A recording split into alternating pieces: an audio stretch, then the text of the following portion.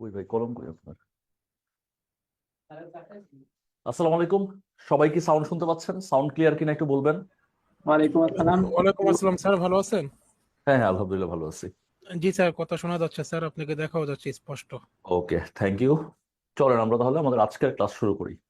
আজকে ICT class. আর গতদিন আমরা ম্যাথ করেছিলাম, পরে আপনারা বাসায় প্র্যাকটিস কিছু করছেন? বা ওই দিন অবশ্য ম্যাথ করা আমাদের টার্গেট ছিল না, আপনাকে ব্যাংক জব ম্যাথের সাথে পরিচয় করায় দেওয়া, কিভাবে একটা কোয়েশ্চেন নিয়ে আপনি ডিল করবেন, এই ব্যাপারগুলো জাস্ট আপনাকে দেখানো টার্গেট ছিল। আপনাদের কি স্ক্যাজিউলার ম্যাথ ক্লাস হয়েছে? মানে রাসেল স্যার কি ক্লাস নেওয়া শুরু করছেন, নাকি আমি যে ক্লাস নিলাম এরপরে আর ম্যাথ ক্লাস হয় নাই? না তার স্যার, পরের আপনার ম্যাথ পরে ক্লাস ম্যাথ হয়নি। ক্লাস হয়নি। আচ্ছা আচ্ছা, রুটিন পাইছেন আপনারা? জি স্যার। রুটিন দিচ্ছে না? আচ্ছা, ওকে ঠিক আছে, চলে তাহলে আমরা আজকে আইসিটির সাথে পরিচয় হই। আমরা আজকে আইসিটি ক্লাস করব। আইসিটি আমাদের প্রথম লেকচার। তো প্রথম লেকচারে আসলে যে টপিকগুলো আছে সেগুলো আসলে খুব বেশি বর্তমান সময়ের জন্য ইম্পর্টেন্ট না। আমাদের প্রথম লেকচারের টপিক হচ্ছে কম্পিউটারের হিস্ট্রি। এটা নিয়ে আমরা আমাদের পড়তে হবে, আমাদের টপিক অনুযায়ী হিস্ট্রি পড়তে হবে। কম্পিউটারের যে জেনারেশন গুলো আছে, জেনারেশন নিয়ে পড়তে হবে। তারপরে আমাদের পড়তে হবে হচ্ছে কম্পিউটারের ক্লাসিফিকেশন।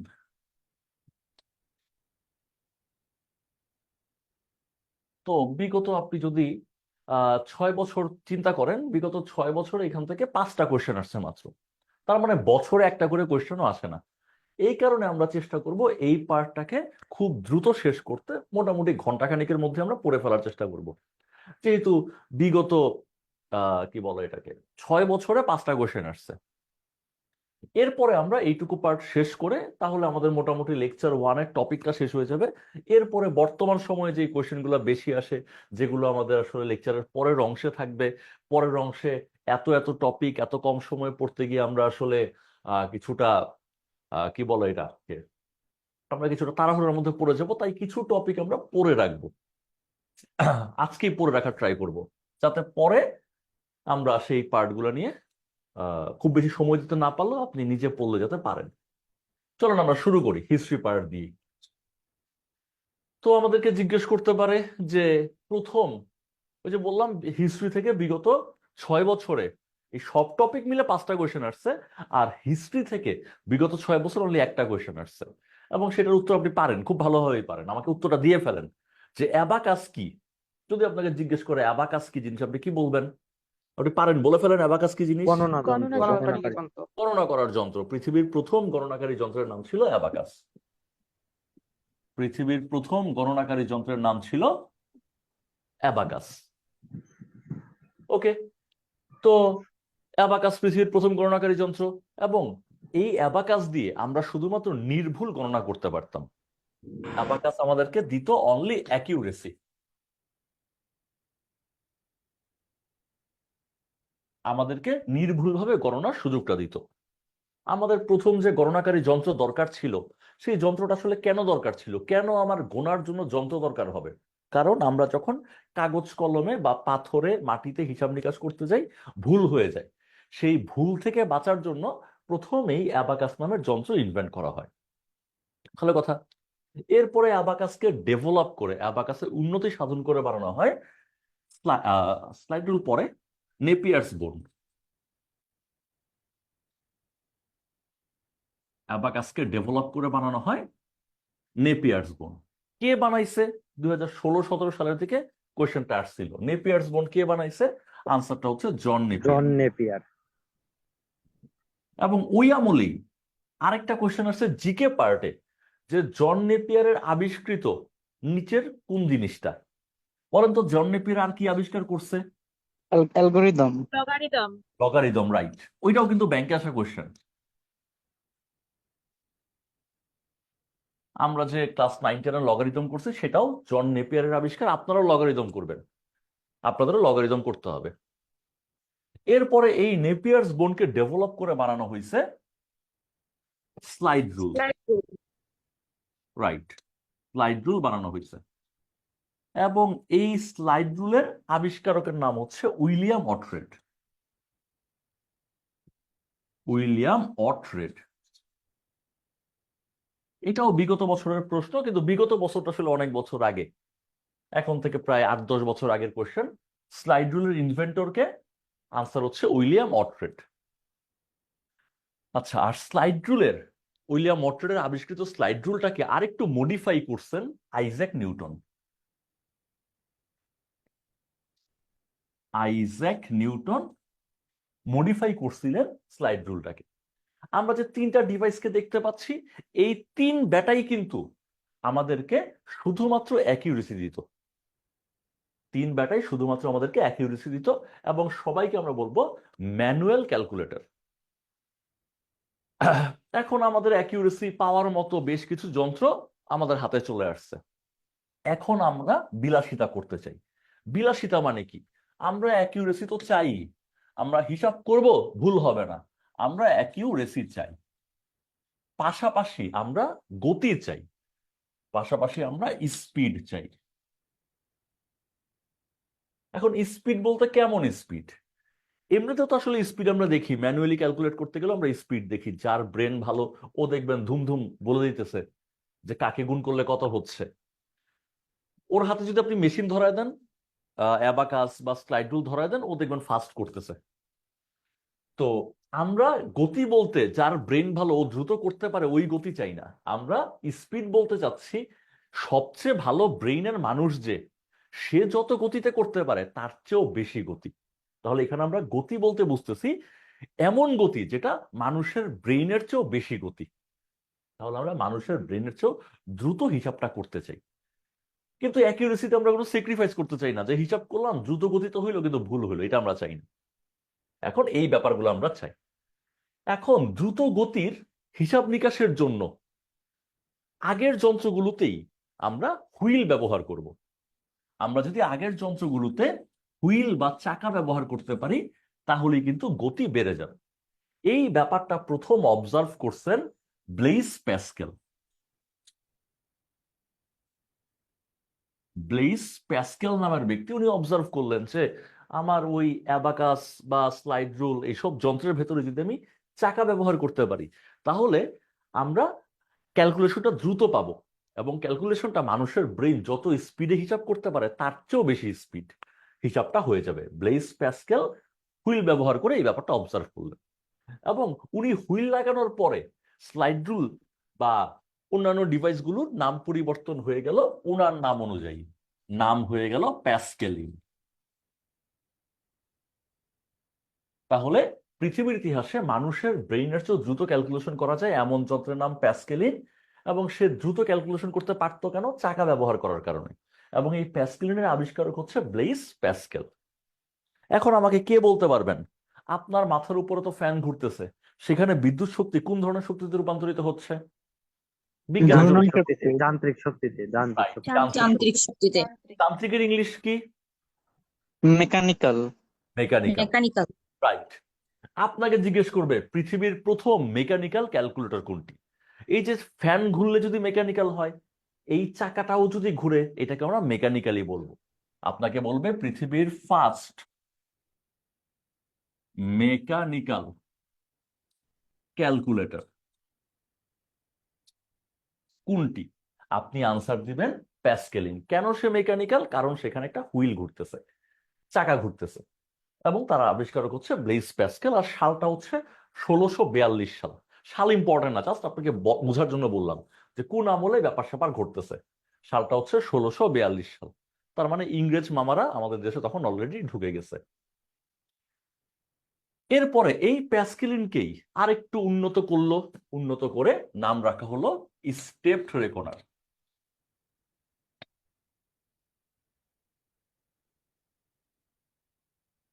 প্যাসকেলিনকে উন্নত করে নাম রাখা হলো স্টেপ রেকনার। আর এই উন্নয়নের কাজটা করছেন কে? উন্নয়নের কাজটা করছে লিবনিজ, গটফ্রেড ভন লিবনিজ। এই ব্যাটা উন্নয়নটা করে স্টেপ রেকনারটা বানাইছেন। আচ্ছা, এখন এই লিবনিজের অন্য একটা আবিষ্কারের নাম বলেন তো দেখি। লিবনিজ আর কি আবিষ্কার করছে? দ্বিপদী উপপাদ্য ক্যালকুলাস। দ্বিপদী উপপাদ্য ক্যালকুলাস, রাইট। হ্যাঁ, বাইনোমিয়াল থিওরেমেও লিবনিজের একজন বলতেছিলেন দ্বিপদী, হ্যাঁ, বাইনোমিয়াল এক্সপানশনের ক্ষেত্রেও লিবনিজের অবদান অনেক বেশি। তো পরীক্ষায় বাইনোমিয়াল নিয়ে আসবে না, আসলে ক্যালকুলাস নিয়ে আসে আর কি। তাহলে ক্যালকুলাসের অন্যতম আবিষ্কারক কে? লিবনিজ। শুধু লিবনিজের আসলে একা অবদান তাও না, ক্যালকুলাসের ক্ষেত্রে অনেক বেশি অবদান ছিল নিউটনের, এবং নিউটনের অবদানটাই আসলে বেশি হাইলাইটেড হয়।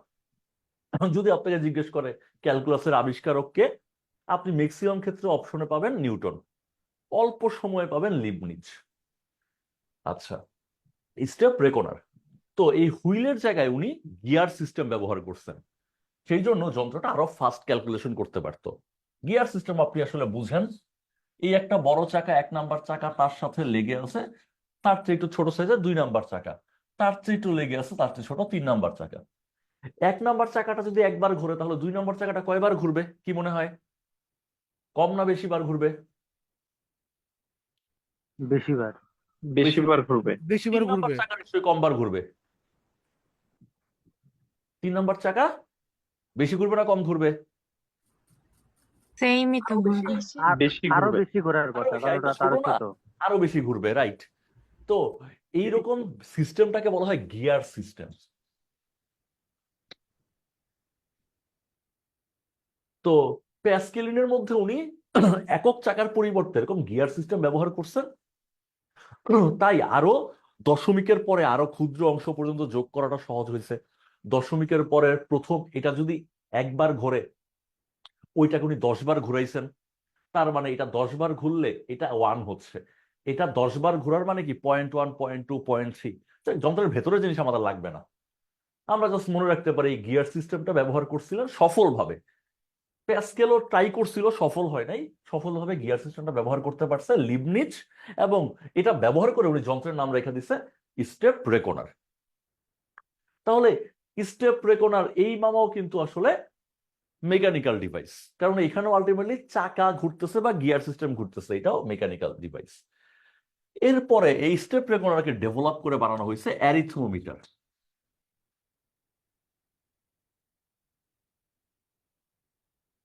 স্টেপ রেকনারকে ডেভেলপ করে বানানো হয়েছে অ্যারিথমোমিটার।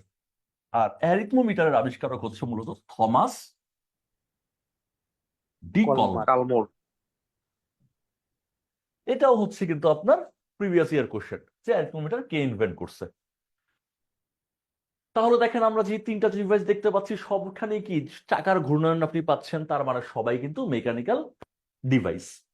এবং মেকানিক্যাল ডিভাইস হওয়ার পর থেকে আপনি মানুষের ব্রেইনের চেয়েও বেশি স্পিডে ক্যালকুলেশন করতে পারতেছেন। আচ্ছা, ভালো কথা। এখন একবার পরীক্ষায় কোশ্চেন আসছিল, প্রথম মেকানিক্যাল ক্যালকুলেটর কোনটি? আপনার ফার্স্ট চয়েস তো অবশ্যই প্যাসকেলিন, কিন্তু ওই পরীক্ষায় প্যাসকেলিন অপশনেই ছিল না। তো এরকম অপশনে না থাকলে আমরা পরেরটাকে দিয়ে দিব। আমাদের ফার্স্ট চয়েস প্যাসকেলিন, না পাইলে স্টেপ রেকনার দিয়ে আসবো। ক্লিয়ার কিনা এটুকু? জি স্যার। ক্লিয়ার। Sir clear. আরেকটা কথা বলি, আসলে ফার্স্ট ক্লাস তো, আপনাদের পড়ার স্টাইল আসলে কি হবে? আপনাদের পড়ার জন্য মূল ব্যাপার যেটা হবে সেটা হচ্ছে আপনি ক্লাস লেকচার খুব ভালো মতো বোঝার চেষ্টা করবেন। ভিডিও একবার দেখে না বুঝলে কয়েকবার দেখে বোঝার ট্রাই করবেন। সেকেন্ড ব্যাপার যেটা, সেটা হচ্ছে একটা বই পড়তে হবে, যে কোনো বাজারের একটা বই পড়তে হবে। সেটা হইতে পারে আলাউস কম্পিউটার, সেটা হতে পারে ইজি কম্পিউটার, সেটা হতে পারে আইসিটি ভিউ, বা অন্য যে কোনো ব্র্যান্ড। বাট আপনি একটা ব্র্যান্ডের বই কিনবেন এবং সেটা পুরোটা বুঝে বুঝে পড়ার চেষ্টা করবেন। পড়তে গিয়ে আটকায় যাবেন, আটকায় গেলে ক্লাসে টিচার আছে, টিচারের মাধ্যমে বোঝার ট্রাই করবেন। ইউটিউব আছে, সার্চ দিবেন, সেখানে ফ্রি প্রচুর টিচার আছে, আপনাকে সেই টিচাররা বুঝাই দিবে। গুগলে সার্চ দিবেন, রিডিং পড়বেন। তাহলে বই একটা ভালো মতো পড়তে হবে। আর থার্ড ব্যাপার যেটা, সেটা হচ্ছে প্রিভিয়াস কোয়েশ্চেন।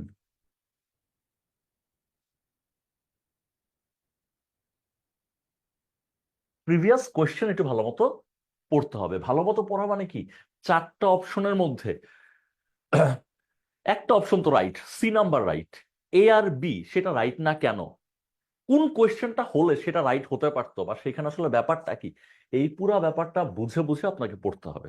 আপনি প্রিভিয়াস ইয়ার কোয়েশ্চেন বিগত 10 বছর পড়তে গেলে অনেক সময় লাগবে, আপনার বিগত 10 বছর পড়া লাগবে না। আপনি একটা কোয়েশ্চেনে সময় নিয়ে পড়েন, তাহলে আপনি সেখানে অনেক জিনিস শিখতে পারবেন। তো এরকম কিছু কোয়েশ্চেন সলভ আমিও করাই দিব হোপফুলি। এই 3টা কাজ যদি আপনি মোটামুটি করতে পারেন, তাহলে দেখবেন যে আইসিটির জন্য আপনার প্রিলি আসলে মিস হবে না। আইসিটি অন্যরা যা পারে আপনি তার চেয়ে আসলে বেশিই পারবেন। স্যার ক্যারিয়ার ম্যাপের বইটা কেমন? ক্যারিয়ার ম্যাপের বইটা মোটামুটি ভালো, কিন্তু বইটা আসলে ইংলিশে লেখা এবং বাংলা থেকে ইংলিশ ট্রান্সলেট করতে গিয়ে অনেক জায়গায় আসলে কিছু মিস্টেক থেকে গেছে। সেই জন্য ওই বইটা আসলে আমার মতে আপনি ওটাকে পরে ধরবেন, আপনার যখন প্রিপারেশন কমপ্লিট হয়ে যাওয়ার পর আপনি ওই বইটা ধরেন। এর আগে স্যার আমার মনে হয় একটা বই বাজারে একটা আমাদেরকে বড় রেফার পড়া ভালো হবে। করলে ভালো হতো স্যার, যে কোনো একটা কোনটা? সরি, বিষয়। বুঝি নাই। স্যার আইসিটির কোন বইটা কিনবো স্যার, একটা রেফার করলে ভালো আইসিটি, হতো। ইজি কম্পিউটার অথবা আলাল। যদি কাছাকাছি থাকেন দুইজন ফ্রেন্ড, একজন ইজি কম্পিউটার কিনবেন আর একজন আলালস কিনবেন, তাহলে মোটামুটি হয়ে যাবে। ভাইয়া নর্মালি ব্যাংকে কয়টা আইসিটি থেকে কোশ্চেন আসে? 10টা কোশ্চেন থাকে আইসিটি থেকে 10টা কোশ্চেন থাকে। আপনি যদি 5টার উপরে পেরে যান, তাহলে দেখবেন যে আপনি আসলে আইসিটির জন্য ফেল করবেন না। 5টার উপরে পারতে হবে। আর যদি 5টার নিচে পারেন, তাহলে কিন্তু আপনি যারা আসলে টিকতেছে তাদের চেয়ে পিছানো। কারণ যারা টিকে দেখবেন সবাই মোটামুটি 5টার উপরে 6টা 7টা করে পারে। 10টা পারে এরকম খুব রেয়ার। 10টা পারে হচ্ছে যারা আসলে এই ব্যাকগ্রাউন্ডের, ইলেকট্রিক্যাল অথবা সিএসসি ব্যাকগ্রাউন্ডের, ওরা হয়তো বা 10টা পারে। আর সাধারণ মানুষ আসলে 5টা প্লাস পারে, সাধারণ মানুষ টেকে যারা। আচ্ছা, চলেন আমরা আবার পড়ায় ব্যাক আসি। আমরা আসলে প্রথমে পড়লাম ম্যানুয়াল ক্যালকুলেটর, যারা আমাকে নির্ভুলতা দিচ্ছে। তারপরে আমরা 3টা কম্পিউটার সম্পর্কে পড়লাম বা 3টা ক্যালকুলেটর সম্পর্কে পড়লাম, যারা আমাদেরকে দিচ্ছে অনলি অ্যাকিউরেসি। তো এই কারণে এদেরকে আসলে আমরা ক্যালকুলেটরের মর্যাদা দিব। আর কম্পিউটারের মর্যাদা দেওয়ার জন্য তাদের ভেতরে বিদ্যুতের ব্যবহার থাকাটা জরুরি।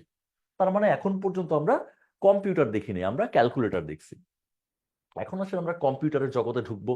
প্রথমেই কম্পিউটারের স্বপ্নদ্রষ্টাদের দেখি। আমাদের যদি বলে ফাদার অফ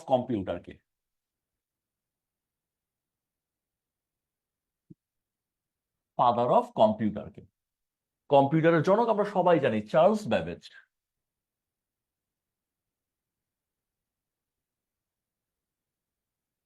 চার্লস ব্যাবেজ হচ্ছেন father of computer.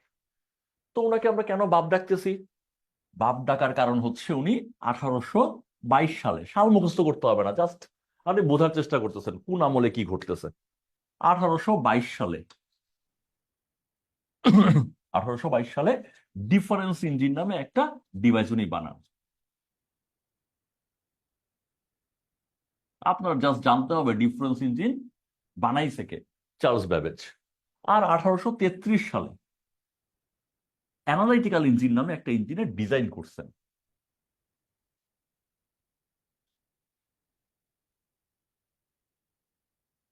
Analytical engine নামে একটা ইঞ্জিনের জাস্ট ডিজাইন করতে পারছিলেন। এই 2টা কাজ উনি করছেন বলে ওনাকে আমরা বলবো ফাদার অফ কম্পিউটার। অ্যানালিটিক্যাল ইঞ্জিনটা কি করবে? অ্যানালাইসিস করবে। এখন অ্যানালাইসিস করার জন্য তো বুদ্ধি দরকার। কম্পিউটারের কি পার্সোনাল বুদ্ধি আছে? প্রিভিয়াস ইয়ার কোয়েশ্চেন, আগে এরকম কোয়েশ্চেনই না হইতো, নিচের না কোনটা না নাই। কম্পিউটারের বৈশিষ্ট্য, আপনি উত্তর দিতেন কম্পিউটারের নিজের কোনো বুদ্ধি নাই, সেটা কম্পিউটারের বৈশিষ্ট্য। আরেকবার কোয়েশ্চেন আসছিল কম্পিউটারের আইকিউ কত? আইকিউ এর ফুল মিনিং কি, কে বলতে পারবেন? আইকিউ এর ফুল জিরো, মিনিং বুদ্ধিমত্তা বুদ্ধিমত্তা জিরো, রাইট আনসার। ওকে, আইকিউ এর ফুল মিনিং কি? বুদ্ধিমত্তা বুদ্ধিমত্তা বুদ্ধিমত্তা তো বাংলায় হয়ে গেল কৃত্রিম। কোশেন্ট। সাধারণ মানুষের আইকিউ কত থেকে কতর মধ্যে থাকে? কম্পিউটার বেটা তো 0, ওইটাই রাইট আনসার ছিল। সাধারণ মানুষের থাকে 90 থেকে 110। হ্যাঁ হ্যাঁ। আর জিনিয়াসদের থাকে কি 140 প্লাস, জিনিয়াসদের থাকে 140-এর উপরে। আচ্ছা যাক, আমরা সাধারণ মানুষ হয়েই থাকতে চাই, আমাদের আইকিউ 90 থেকে 110-এর মাঝে। তাহলে দেখেন অ্যানালিটিক্যাল ইঞ্জিন, তার কাজ হচ্ছে অ্যানালাইসিস করা। তা এই ব্যাটার তো নিজের বুদ্ধি নাই, নিজের স্যার আইকিউ। আমরা এই বলেন আইকিউ টেস্ট কিভাবে করতে পারি স্যার? আইকিউ টেস্ট আপনার করা দরকার নাই আপাতত। আপনার আইকিউ টেস্ট বিভিন্ন প্রতিষ্ঠান করবে, ইভেন ব্যাংকেও করবে। ব্যাংকে করবে হচ্ছে অ্যানালিটিক্যাল অ্যাবিলিটির মাধ্যমে। অ্যানালিটিক্যাল অ্যাবিলিটি বেশ কিছু কোশ্চেন দিবে। বিসিএসও আপনার আইকিউ টেস্ট করে, সেটা করে হচ্ছে মানসিক দক্ষতা। ওই পার্টের মাধ্যমে। ওই পার্টে কিছু কোয়েশ্চেন থাকে, যদিও আসলে প্রিভিয়াস কোয়েশ্চেন রিপিট করায়া আপনার আইকিউ এর টেস্ট ওইখানে আসলে হয় না। এটা আনফরচুনেট ব্যাপার, ঠিক আছে? যেমন আপনাকে দিয়ে বলতে পারে যে এর ভেতরে কয়টা ত্রিভুজ আছে। এখন normally previous year question repeat দেয়, আপনি ওই কমন ফেলায় দেন আর কি। আপনার আইকিউ তো আসলে টেস্ট করে না, আপনি প্রিভিয়াস ইয়ার কোয়েশ্চেন সলভ করছেন কিনা ওই কাম আপনার দিয়ে করায়, বাট ওই স্টাইলে আইকিউ টেস্ট করা যায়। আচ্ছা, এখন আমরা এইটুকু কনফার্ম যে আমার কম্পিউটার বা আমার আইকিউ 0, তার মানে ওকে যদি আমি অ্যানালাইসিস ওকে দিয়ে করাইতে চাই, আমার ওকে আইকিউটা দিয়ে দিতে হবে। যেমন ধরেন আমি কম্পিউটারকে দিয়ে যদি একটা গুণ করাতে চাই, গুণ কিভাবে করতে হয়, গুণ করার নিয়মটা কম্পিউটারের ভেতর আমাকে দিয়ে দিতে হবে। ওর তো নিজের বুদ্ধি নাই, আমাকে দিয়ে দিতে হবে যে তুমি সংখ্যা দুটাকে নিবা, নিয়ে এইভাবে এইভাবে স্টেপ বাই স্টেপ গুণটা করবা। এই যে গুণ করার নিয়ম আমি ওর ভেতরে দিয়ে দিচ্ছি, এই গুণ করার নিয়মটা, ভাগ করার নিয়মটা, অথবা কোনো কিছু অ্যানালাইসিস করার নিয়মটা, এইভাবে এইভাবে অ্যানালাইসিসটা করবা, এই নিয়মটাকে বলা হয় প্রোগ্রাম। তাহলে কোনো কিছু কাজ করার নিয়মকে কি বলা হয়? প্রোগ্রাম। ঠিক অ্যানালিটিক্যাল ইঞ্জিন অ্যানালাইসিস যে করবে তার জন্য প্রোগ্রাম দরকার হবে। অ্যানালাইসিস করার পদ্ধতিটাকেই বলা হচ্ছে প্রোগ্রাম। সেই প্রোগ্রামটা এই যন্ত্রে দিতে হবে। সেই প্রোগ্রামটা প্রথমবারের মতো তৈরি করছেন হচ্ছে অ্যাডা অগাস্টা। তাকে বলা হয় পৃথিবীর ফার্স্ট প্রোগ্রামার। পৃথিবীর ফার্স্ট প্রোগ্রামার বলা হয় অ্যাডা অগাস্টাকে। অ্যাডা অগাস্টা, বাপের নাম ছিল বাইরন। তো উনি পৃথিবীর ফার্স্ট প্রোগ্রামার। প্রোগ্রামটা কি? ইন্টেলিজেন্সটা, বুদ্ধিটা, যেটা মেশিনকে দিতে হয়। আমরা এখনো কম্পিউটারকে বিভিন্ন প্রোগ্রাম দিই, এবং তিনি প্রোগ্রামটা বানাইছিলেন মূলত এই অ্যানালিটিক্যাল ইঞ্জিনের জন্য। তাহলে আপনাকে জিজ্ঞেস করতে পারে পৃথিবীর প্রথম প্রোগ্রামার কে? আনসার হচ্ছে অ্যাডা অগাস্টা বাইরন। তিনি এই চার্লস ব্যাবেজেরই কিন্তু সহপাঠী ছিলেন, তার গার্লফ্রেন্ড ছিলেন। এই কারণে তারা একসাথে এই কাজটা করতে পারছেন। এখন আপনাদের কাছে আমার প্রশ্ন, জিকে অংশ থেকে এগুলা কোশ্চেন আসে, দেখি আপনারা বলতে পারেন কিনা। সেটা হচ্ছে এই যে অ্যাডা অগাস্টা বাইরনের বাপের নাম কি? Lord Byron. Lord Byron. Lord Byron sir. Lord Byron কোন যুগের কবি ছিলেন? যদিও সাহিত্য, কিন্তু ব্যাংকে আসে কিন্তু জিকে অংশে। ব্যাংকে ইংরেজি সাহিত্য আসে জিকে পার্টে। কোন যুগের কবি ছিলেন? মধ্যযুগের বাংলা নেই, মধ্যযুগ। রোমান্টিক যুগের কবি ছিলেন। লর্ড বাইরন ছিলেন রোমান্টিক যুগের কবি। কিন্তু রোমান্টিক যুগের কবি হলো উনি কিন্তু এই প্রকৃতি সৌন্দর্য মানে রোমান্স নিয়ে লিখে নাই, উনি লিখছেন বিদ্রোহের কবিতা। সেই জন্য লর্ড বাইরনকে বলা হয় ইংরেজি সাহিত্যে বিদ্রোহী কবিতা, রেভেল পয়েট। আচ্ছা, যাই হোক, এরপরে আসেন আমাদের দরকার হচ্ছে father of modern computer. Harvard Icahn. না, John von Neumann. Yes, modern computer হচ্ছেন জন ভন নিউম্যান। তো এই ব্যাটা আসলে একটু গুছায় দিছে ব্যাপার স্যাপারকে। তো আগে যখন কম্পিউটার বানানো হতো, কম্পিউটার এরকম বিশাল 2-3 রুম জুড়ে কম্পিউটার থাকতো, হাজার হাজার মেশিন দেখা যেত। তো জন ভন নিউম্যান বলল যে যত বেশি মেশিন হার্ডওয়্যার দেখা যাক না কেন, সবকিছুকে আমরা 3 ভাগে ভাগ করে ফেলবো। কিছু মেশিন আছে তারা প্রসেস করার জন্য ইনপুট দিচ্ছে, আরেকটা মেশিন আছে সে ডেটাটাকে, ইনপুটটাকে প্রসেস করতেছে, আর কিছু মেশিন আছে তারা আউটপুট প্রদর্শন করতেছে। তার মানে হার্ডওয়্যার গুলার 3 অংশ, ইনপুট, প্রসেসর বা সিপিইউ, আউটপুট, এই ভাগটা করছে জন ভন নিউম্যান। যেমন ধরেন আপনি 5 আর 7 কে গুণ দিবেন, ওই 5 আর 7 দেওয়ার জন্য কিছু যন্ত্র আছে। 5 আর 7 এরা ইনপুট। 5 আর 7 যে যন্ত্রের মাধ্যমে আপনি কম্পিউটারের ভেতরে দিবেন তারা ইনপুট। এরপরে ওই প্রাপ্ত 5 আর 7 কে নিয়ে গুণ করে ফেলার জন্য আবার কম্পিউটারের কিছু অংশ আছে যারা 5 আর 7 কে গুণ করে 35 বানায় ফেললো, তারা হচ্ছে সিপিইউ। এরপরে এই 35টাকে আবার মালিকের কাছে প্রদর্শন করার জন্য, যার কম্পিউটার তার কাছে দেখানোর জন্য, 35টা প্রদর্শন করার জন্য আবার কিছু ডিভাইস আছে, তাদের নাম দিয়ে দিলেন আউটপুট ডিভাইস। তার মানে হার্ডওয়্যারকে 3 ভাগে ভাগ করছেন জন ভন নিউম্যান, এবং উনি যে এই 3 ভাগে ভাগ করে একটা ডিজাইন বানায় ফেলছেন, সেই ডিজাইনের নাম হচ্ছে নিউম্যান আর্কিটেকচার। কম্পিউটারকে 3 পার্ট করে যে ডিজাইনটা উনি বানাইছেন তার নাম হচ্ছে নিউম্যান আর্কিটেকচার। তাহলে আধুনিক কম্পিউটারের জনক হচ্ছে জন ভন নিউম্যান এবং তাকে বলা হয় ফাদার অফ মডার্ন কম্পিউটার, আর তার অবদান হচ্ছে নিউম্যান আর্কিটেকচার। এই পর্যন্ত ক্লিয়ার কিনা বলেন? জি স্যার। জি স্যার ক্লিয়ার। এইবার চলেন আমরা কম্পিউটার বানানো শুরু করি। তো আমাদের এখন পর্যন্ত মেকানিক্যাল যেসব ডিভাইস ছিল সেই ডিভাইসগুলোতে আমরা দেখতে পাচ্ছিলাম যে চাকা ব্যবহার হচ্ছিল। চাকা যত স্পিডে আমরা ঘোরাতে পারতাম মেশিন তত দ্রুত ক্যালকুলেশন করতে পারত। তো প্যাসকেলিন, স্টেপ রেকনার, তারপরে হচ্ছে অ্যারিথমোমিটার, তারপরে হচ্ছে আপনার টেবুলেটিং মেশিন, এই সব মেশিনে চাকা হাত দিয়ে ঘোরানো হইতো। এখন এই যে আপনার একজন হাওয়ার্ড আইকেনের নাম বলছেন, এই বাটা ছিল চালাক চতুর। হাওয়ার্ড আইকেন বা এইকেন যাই বলেন না কেন, এই ব্যাটা অবজার্ভ করলো যে ওই চাকাটাকে যদি আমি কারেন্ট দিয়ে ঘুরাই তাহলে তো চাকা অনেক স্পিডে ঘুরবে। তাহলে এই ব্যাটা চাকাই ঘুরাইছে কিন্তু কারেন্ট দিয়ে, এবং চাকা কারেন্ট দিয়ে ঘুরাই যে মেশিনটা বানাইছেন সেই মেশিনের নাম দিয়ে দিচ্ছেন মার্ক ওয়ান। তাহলে পৃথিবীর প্রথম কম্পিউটার যেখানে বিদ্যুতের ব্যবহার হয়েছে সেখান থেকে কম্পিউটারের যুগটা শুরু। তাহলে পৃথিবীর প্রথম কম্পিউটারের নাম হচ্ছে মার্ক ওয়ান, এবং মার্ক ওয়ানের আবিষ্কারককে হাওয়ার্ড আইকেন।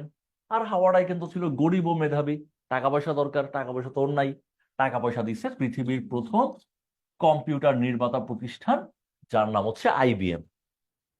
আইবিএম এর ফুল মিনিং কি কে বলতে পারবেন? আইবিএম এর ফুল মিনিং কি? ইন্টারন্যাশনাল বিজনেস, এগুলো কিন্তু পরীক্ষায় আসে। ইন্টারন্যাশনাল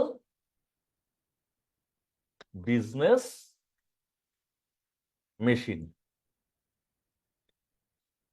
এর অপর নাম হচ্ছে বিগ ব্লু। আপনাকে জিজ্ঞেস করতে পারে কোন কোম্পানিকে বিগ ব্লু বলা হয়, কোন টেক জায়ান্টকে বিগ ব্লু বলা হয়, আপনি আনসার দিবেন আইবিএম কে বলা হয় বিগ ব্লু। তাহলে প্রথম বিদ্যুৎ ব্যবহার করা কম্পিউটার বা প্রথম কম্পিউটার হচ্ছে হাওয়ার্ড আইকেনের আবিষ্কার করা মার্ক ওয়ান। সেজন্য আপনাকে পরীক্ষায় জিজ্ঞেস করবে who is the inventor of computer. অন্যান্য ক্ষেত্রে দেখা যায় কি যে ইনভেন্টরও যে বাপও সে, ফাদারও সে, কিন্তু এইখানে একটু ব্যতিক্রম। বাপ তো আমরা বানায় ফেলছি সেই চার্লস ব্যাবেজকে, আধুনিক বাপ বানায় ফেলছি আমরা জন ভন নিউম্যানকে, আর আবিষ্কারক ইনভেন্টর অফ কম্পিউটার হচ্ছেন আমাদের এই হাওয়ার্ড এইকেন, এই বেটা ইনভেন্টর অফ কম্পিউটার। এখন আপনাদের কাছে আমার প্রশ্ন, এখান থেকে তো আপনি চাকাকে রিমুভ করেন নাই, তার মানে এই বেটা মেকানিক্যাল। আবার বিদ্যুৎ ব্যবহার করতেছেন, তার মানে এখানে ইলেকট্রিক্যাল ব্যাপারও আছে, ইলেকট্রিক্যাল মেকানিক্যাল বোথ। সেই জন্য এই কম্পিউটারকে বলা হয় প্রথম electromechanical computer. Previous year question, electro mechanical computer. আপনাকে জিজ্ঞেস করবে পৃথিবীর প্রথম ইলেকট্রোমেকানিক্যাল কম্পিউটার কোনটা, আপনি আনসার দিবেন মার্ক ওয়ান হচ্ছে পৃথিবীর প্রথম কম্পিউটার, এবং প্রথম কম্পিউটারটাই ছিল ইলেকট্রোমেকানিক্যাল। ওইখানে হুইলের রোটেশনও ছিল with the help of electricity, that's why we call it electromechanical computer. Mark one clear কিনা বলেন? জি স্যার। জি স্যার স্যার ক্লিয়ার। এইটুকু একটু আরেকটু বলুন স্যার, এই যে ইলেকট্রোমেকানিক্যাল কম্পিউটার। Electromechanical computer. আচ্ছা, আপনি আমাকে বলেন তো এই যে মার্ক ওয়ানের মধ্যে কি কি থাকে? মার্ক ওয়ানের মধ্যে কি কি থাকে একটু বলেন তো, যে কোশ্চেন করছেন। টাকা আছে না নাই? স্যার চাকা আছে স্যার। টাকা আছে। তাহলে চাকাকে আমরা, যেখানেই চাকা ঘোরে সেই ব্যাপারটা কি আমরা কি বলি, মেকানিক্যাল বলি কিনা? কারণ মাথার উপরে ফ্যান ঘোরে, চাকা ঘোরে, মেকানিক্যাল। ঠিক তেমনি চাকা থাকলে চাকে মেকানিক্যাল বলি কিনা? বলি। জি স্যার বলি। এখানে আমরা চাকাটা ঘুরাই কারেন্ট দিয়ে, কারেন্ট দিয়ে যদি ঘোরে তাহলে সেই কারেন্ট দিয়ে চাকা ঘোরালে সেটাকে ইলেকট্রিসিটিও থাকতেছে, মেকানিক্যাল ব্যাপারও থাকতেছে। সেই জন্য আমরা এটাকে আমরা কি বলতে পারি, ইলেকট্রিসিটিও আছে, মেকানিক্যালও আছে। দুইটাকে মিলাইলে কি হইতে পারে, কোন শব্দটা পারফেক্ট হয় বলে ফেলেন। Electromechanical computer. এই তো এই জিনিস, ঠিক আছে, নর্মাল ব্যাপার আর কি, স্পেশাল কিছুই না। এখন স্পেশাল ব্যাপার আমাদের প্রয়োজন কারণ আপনার মাথার উপরে যে ফ্যানটা ঘুরতেছে সেই ফ্যানটা মিনিটে কয়বার ঘুরে? আপনার কি ধারণা আপনার মাথার উপরের ফ্যান মিনিটে কয়বার ঘুরে? 100 বা তার উপরে। না, 100 বার ঘুরলে তো আপনি 100 বার ঘোরান যখন স্লো করে রাখেন আর কি। যখন ফাস্ট থাকে তখন সর্বোচ্চ কত স্পিডে ঘুরতে পারে? স্যার অনেক। 300 থেকে 400 বার সাধারণত। বাসা বাড়ির গুলো 300 400 বা 500 বার ঘুরে। ইন্ডাস্ট্রিতে আরো বেশি স্পিডে ঘুরাইতে হয়, 1500 পর্যন্ত হইতে পারে। কিন্তু আপনি যদি এরকম প্রচুর স্পিডে যদি ফ্যান ঘুরান, তখন একটা সময় স্পিড বাড়াতে বাড়াতে একটা সময় কি প্রবলেম হবে? ফ্যানের পাখা ভেঙে বের হয়ে চলে আসবে। তার মানে গতি, ফ্যান বা যে কোনো চাকার গতি বাড়ানোর ক্ষেত্রে একটা লিমিটেশন আছে। অনেক বেশি স্পিডে যদি আমরা ঘোরাই তখন সেটা ভেঙে যেতে পারে, ভেঙে বের হয়ে আসতে পারে। এটা হচ্ছে প্রবলেম। এখানেও ব্যাপারটা তাই। আমি চাকাগুলাকে যত স্পিডে ঘোরাবো আমার মেশিন তত ফাস্ট ক্যালকুলেশন করবে। কিন্তু স্পিডের লিমিটেশন আছে, চাকা ঘোরার লিমিটেশন আছে। আমি অনেক বেশি স্পিডে ঘোরালে চাকাটা ভেঙে যায়, চাকাটা ভেঙে একটা দুর্ঘটনা ঘটায়। তার মানে অনেক ফাস্ট ক্যালকুলেশন করার ক্ষেত্রে আমরা চাকা আর ব্যবহার করতে পারবো না। এই একটা ডিসিশন নেওয়া হয়ে গেল যে আমি অনেক বেশি ফাস্ট ক্যালকুলেশন করার জন্য চাকা ব্যবহার করতে পারবো না। তাহলে চাকার বিকল্প খুঁজে ফেলতে হবে। চাকার আসলে আলটিমেটলি কাজ কি ছিল? আমি কম পরিশ্রম দিয়ে বেশি কাজ করে ফেলতে পারতাম চাকার মাধ্যমে। এখানেও আমাকে এমন একটা ব্যাপার লাগবে যে কম ভোল্টেজ দিলে বেশি ভোল্টেজ দিতে পারে, কম কারেন্ট দিলে বেশি কারেন্ট আউটপুটে দিতে পারে, এমন একটা ডিভাইস লাগবে। এবং সেই ডিভাইসের নাম হচ্ছে vacuum tube.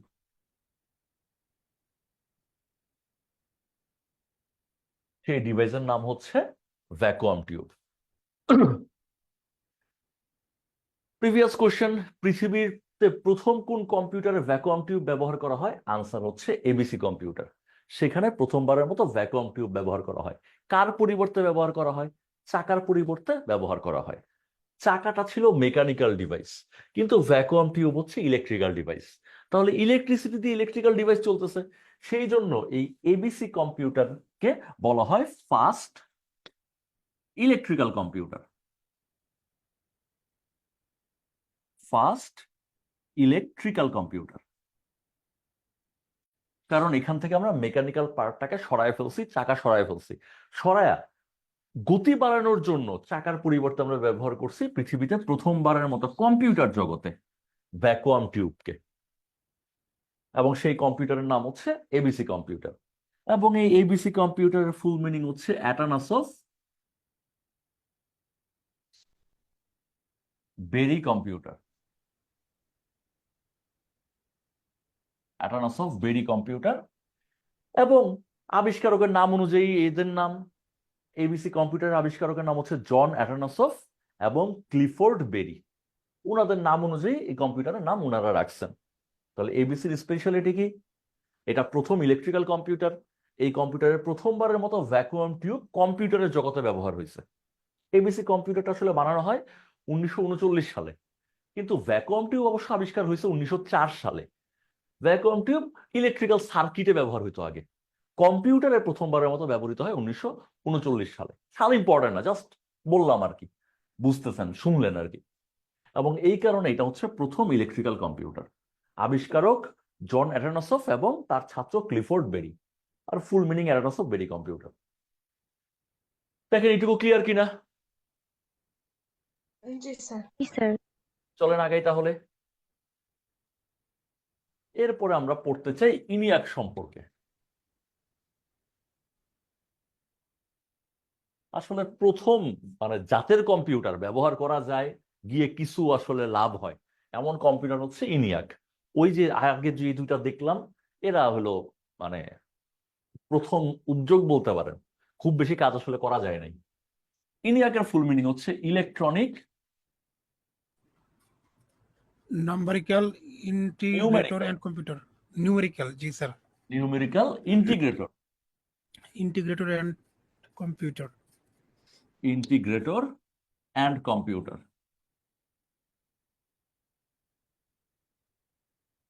Electronic numerical integrator and computer. তো আপনি এখন কয়টা শব্দ পাচ্ছেন? একটু আগে পাইছেন ইলেকট্রিক্যাল, এখন শব্দটা পাইছেন ইলেকট্রনিক। দুইটা আসলে ডিফারেন্ট শব্দ। আমাদের কাছে শুনলে অনেক সময় মনে হয় সেম সেম, আসলে সেম সেম না, ডিফারেন্ট। কারণ আমার সাবজেক্টের নামই ইলেকট্রিক্যাল অ্যান্ড ইলেকট্রনিক ইঞ্জিনিয়ারিং, তার মানে আমাকে ইলেকট্রিক্যালও পড়তে হয়েছে, ইলেকট্রনিকও পড়তে হয়েছে, দুইটাই পড়তে হয়েছে। তার মানে আমাদের ডিফারেন্সটা জানতে হবে। ইলেকট্রিক্যাল মানে কারেন্ট পরিবাহিত হবে, কিন্তু কারেন্ট ইলেকট্রিক্যালের ক্ষেত্রে কারেন্টটা যাবে হচ্ছে কন্ডাক্টরের ভেতর দিয়ে। কারেন্টই যাবে, কিন্তু যাবে কিসের ভেতর দিয়ে? কন্ডাক্টর বা কন্ডাক্টর, বাংলায় পরিবাহীর পরিবাহী, ভেতর দিয়ে। পরিবাহী কি? তামা, লোহা, অ্যালুমিনিয়াম, সোনা, এরকম রূপা, পরিবাহীর ভেতর দিয়ে যাবে। আর ইলেকট্রনিক মানে, সেমিকন্ডাক্টর, রাইট, ইলেকট্রনিক মানে কারেন্টই যাবে, কিন্তু কার ভেতর দিয়ে? অর্ধ সেমিকন্ডাক্টর, পরিবাহী বা সেমিকন্ডাক্টরের ভেতর দিয়ে। অর্ধ পরিবাহী বা সেমিকন্ডাক্টরের এক্সাম্পল কি? জার্মেনিয়াম, প্রথমে আমরা সিলিকনকে বলবো, কারণ সিলিকন, পৃথিবীতে অর্ধপরিবাহীর যত ম্যাটেরিয়াল দেখেন তার 92% কি সিলিকন নির্মিত, আর 7.9% হচ্ছে জার্মেনিয়াম নির্মিত, আর খুবই অল্প 0.1% অন্যান্য পদার্থ দিয়ে তৈরি। আর এই সিলিকন নিয়ে সবচেয়ে বেশি কাজ হয় পৃথিবীর যেই জায়গাটায়, সেই জায়গাটার নাম হচ্ছে সিলিকন ভ্যালি। আমাকে বলেন তো, সিলিকন ভ্যালি পৃথিবীর কোন দেশে অবস্থিত? যুক্তরাষ্ট্র, ক্যালিফোর্নিয়া। ক্যালিফোর্নিয়া স্টেটের, যুক্তরাষ্ট্রের ক্যালিফোর্নিয়া স্টেটে অবস্থিত। সেখানেই এই সিলিকন দিয়ে তৈরি করা বিভিন্ন ইন্ডাস্ট্রিগুলো, সিলিকন নিয়ে কাজ করা বিভিন্ন ইন্ডাস্ট্রিগুলো অবস্থিত। তাহলে ইলেকট্রনিক বলতে বুঝবো অর্ধ পরিবাহী, যার পরিবহন ক্ষমতা খুব বেশিও না আবার কমও না, মাঝামাঝি পরিবহন করে। ওই সকল পদার্থ নিয়ে আমরা কাজ করলে তার নাম হবে ইলেকট্রনিক, আর বেশি পরিবাহী পদার্থ নিয়ে কাজ করলে তার নাম হবে ইলেকট্রিক্যাল। আর ইলেকট্রিক্যাল মানে পরিবাহীর ভেতর দিয়ে কারেন্ট যাচ্ছে, কিন্তু কারেন্ট যাওয়ার কারণে ওই বাটার চাক্কা ঘোরানো শুরু করে দিছে, তখন তার নাম হবে ইলেকট্রোমেকানিক্যাল। তাহলে আমাকে বলেন তো, আপনার মাথার উপর যে ফ্যান ঘোরে, এটা কেমন ডিভাইস? ইলেকট্রনিক্স, ফ্যান মাথার উপরে যে ঘুরতেছে সেখানে কোনো সিলিকন নাই, সেখানে কি যাচ্ছে? কারেন্ট যাচ্ছে পরিবাহী পদার্থের ভেতর দিয়ে, কয়েলের ভেতর দিয়ে কারেন্ট যাচ্ছে। তো কারেন্ট ইনপুট মানে ইলেকট্রিক্যাল, আউটপুট কি মেকানিক্যাল। তাহলে আপনি ফ্যানকে বলতে পারেন একটা ইলেকট্রোমেকানিক্যাল ডিভাইস। ইনপুটে থাকতেছে ইলেকট্রিক্যাল ব্যাপার, আউটপুটে চাকার রোটেশন, তাহলে ফ্যান হচ্ছে ইলেকট্রোমেকানিক্যাল। যাক, আমাদের ইলেকট্রিক্যাল কম্পিউটার ছিল, প্রথমবারের মতো ইলেকট্রিক্যাল কম্পিউটার পেয়েছিলাম এবিসির কাছে, আর প্রথমবারের মতো ইলেকট্রনিক কম্পিউটার পাচ্ছি যেখানে অর্ধপরিবাহী ব্যবহার শুরু হলো। ইলেকট্রনিক কম্পিউটার পাচ্ছি ইনিয়াকের কাছ থেকে, এবং এই ইনিয়াকের আবিষ্কারক জন মোসলি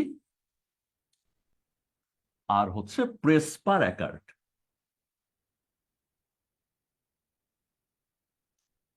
ওনারা দুইজন মিলে এই কম্পিউটারটা আবিষ্কার করছেন। জন মোসলি ছিলেন টিচার, আর প্রেসপার অ্যাকার্ট ছিলেন তার ছাত্র। তাহলে দেখেন, আমরা ইতিহাস যে পড়তেছি প্রতিটা ক্ষেত্রে কিন্তু একটা প্যাটার্ন ফলো করতেছি, যে ওই কম্পিউটারটা আসলে কি, তার বৈশিষ্ট্য কি, বৈশিষ্ট্য মানে কি, সে আসলে কোন ক্ষেত্রে প্রথম। আমরা যেই কয়টাই পড়বো সবাই নিজের ক্ষেত্রে প্রথম, আর আবিষ্কারকের নামটা দেখতেছি। তাহলে ইনিয়াক প্রথম কোথায়? সে প্রথম ইলেকট্রনিক কম্পিউটার। আবিষ্কারক তো মোসলি এবং একার্ট। ফুল মিনিংটা দেখলাম।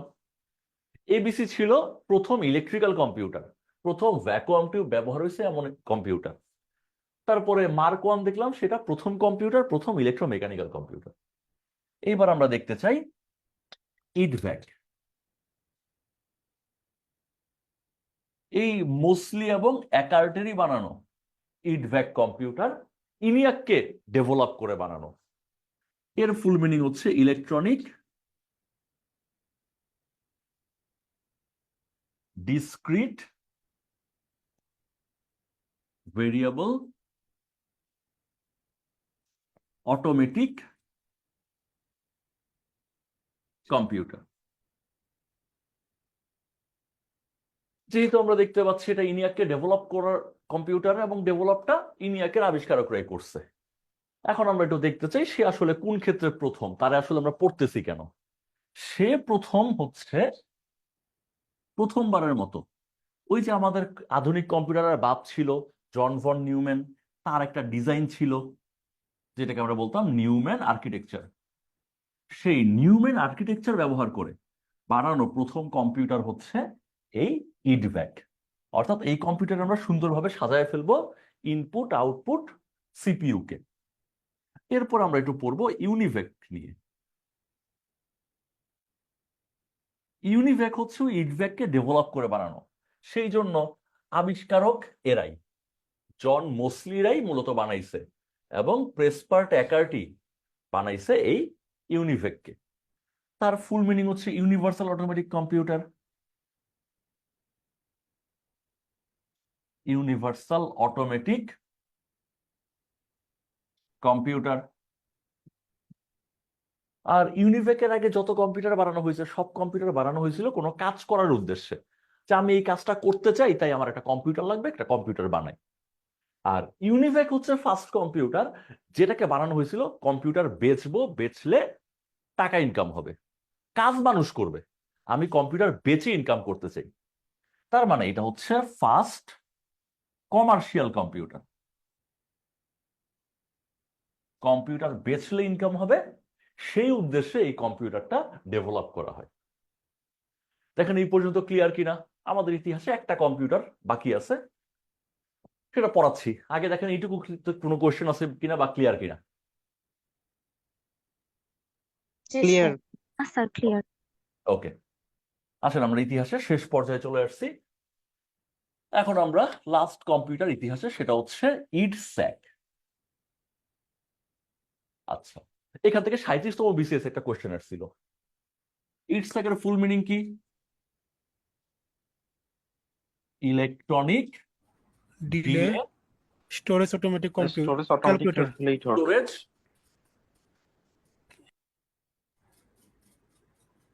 Automatic calculator. Calculator. Automatic calculator এর বৈশিষ্ট্য কি? এর বৈশিষ্ট্য হচ্ছে, বা আবিষ্কারকের নামটা দরকার, কারণ আগের সবগুলোর আবিষ্কারক তো সেম সেম ছিল। মোসলি আর অ্যাকার্ট, এটার আবিষ্কারক হচ্ছে মরিস উইলকিস। জি স্যার। Maurice Wilkes. আর ওরে আমি কেন পড়তেছি? ওরে পড়ার মূল উদ্দেশ্য হচ্ছে, আগের কম্পিউটারগুলোতে প্রোগ্রাম স্টোর করা যেত না, এটা হচ্ছে ফার্স্ট স্টোরড প্রোগ্রাম বিশিষ্ট কম্পিউটার। এখন কথা হচ্ছে স্টোরড প্রোগ্রাম আবার কি? দেখেন আমরা কম্পিউটারে দুই রকমের ব্যাপার নিয়ে কাজ করি। ফার্স্ট ব্যাপার হচ্ছে, আমি 5 আর 7কে গুণ করতে চাই। 5 আর 7 হচ্ছে আমার ডেটা। 5 আর 7কে গুণ করার পরে আমরা যে 35 পাবো, এই 35ও ডেটা। এবং এই ডাটাগুলাকে সেভ করা বা স্টোর করা বা সংরক্ষণ করা ভবিষ্যতে ব্যবহারের জন্য, এই সুবিধাটা আমার আগে সব কম্পিউটারই ছিল। আমরা ডেটাকে সেভ করে রাখতে পারতাম। কিন্তু এই যে 5 আর 7কে আমরা কিভাবে গুণ করব, এই গুণ করার প্রক্রিয়াটার নাম হচ্ছে প্রোগ্রাম। তো ইটসেকের আগে যত কম্পিউটার ছিল সেখানে এই প্রোগ্রামটাকে সেভ করে রাখা যেত না। আমি যখন গুণ করব তখন গুণ করার প্রোগ্রামটা দিব, আর যাকে যাকে গুণ করব তাদেরকেও দিব। গুণ করা শেষ, গুণফলটাকে সেভ করে রাখতো, কিন্তু গুণ করার যে নিয়মটা সেটাকে সেভ করে রাখতে পারতো না।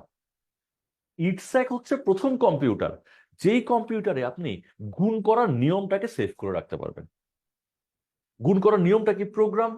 তাহলে প্রথম স্টোরড প্রোগ্রাম বিশিষ্ট কম্পিউটার কোনটা? সেটা হচ্ছে ইটস্যাক।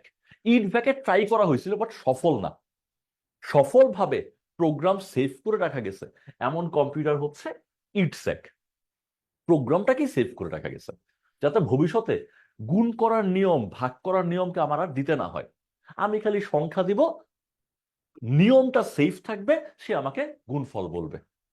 তাহলে প্রথম স্টোরড প্রোগ্রাম বিশিষ্ট কম্পিউটার কোনটা? আনসার হচ্ছে ইটস্যাক। 37-এর কোশ্চেন আরো ডেপথ কোশ্চেন ছিল, এত সহজও ছিল না। সেইখানে ছিল এই যে প্রথমবারের মতো পৃথিবীর যে আপনি প্রোগ্রামকে, কাজের নিয়মকে সেভ করে রাখতেছেন, কোথায় সেভ করে রাখছেন? এই যে সব ডেটা তো সেভ করে রাখছেন চুম্বকের ড্রামে, ম্যাগনেটিক ড্রামে, কিন্তু প্রোগ্রামকে তো আর ম্যাগনেটিক ড্রামে সেভ করতে পারতেন না। প্রোগ্রামকে আপনি কোথায় সেভ করছেন? আনসারটা ছিল mercury delay lines. Mercury delay lines. অর্থাৎ মার্কিউরি মানে কি? পারদ। পারদ দিয়ে আমরা কিছু লাইন বানাবো, সেই লাইনগুলো সে ডিলে গুলাকে সেভ করবে, ডিলের ভেতরেই আসলে মূলত ওই প্রোগ্রাম গুলা থাকবে আর কি। এই জন্যই তার নামের মধ্যে দেখেন ডিলে আছে। এটা ছিল 37তম বিসিএস এর কোয়েশ্চেন। মোটামুটি ভালো ডেপথের কোয়েশ্চেন ছিল। দেখেন ইটস এ ক্লিয়ার কিনা, এবং এর মাধ্যমে আমাদের পিওর ইতিহাস বলতে যা বোঝায় সেটা শেষ। আমরা স্যার আগাবো কি? আমাদের যে লেকচার সেটা স্যার Z3 কম্পিউটার বিষয়ে একটা আলোচনা করা ছিল। হ্যাঁ হ্যাঁ, Z3 ছিল, এটা একটু নিজে পড়ে নেবেন। Z3 এটা জোসেফ কনরাড নির্মিত একটা কম্পিউটার। সেখানে প্রথমবারের মতো প্রোগ্রাম ব্যবহৃত হয়, কিন্তু প্রোগ্রামটা আসলে সেভ করা যায়নি। ঠিক আছে, লেকচার অনেক কিছুই থাকবে, আমরা সব তো পড়তে পারবো না, তাই না? কিছু জিনিস নিজের পড়ে নিতে হবে। যতটুকু পড়াইছি এটুকু ক্লিয়ার কিনা? জি স্যার ক্লিয়ার। ওকে। জি, স্যার। ক্লিয়ার। এরপর আমরা একটু কম্পিউটারের জেনারেশন গুলো পড়বো।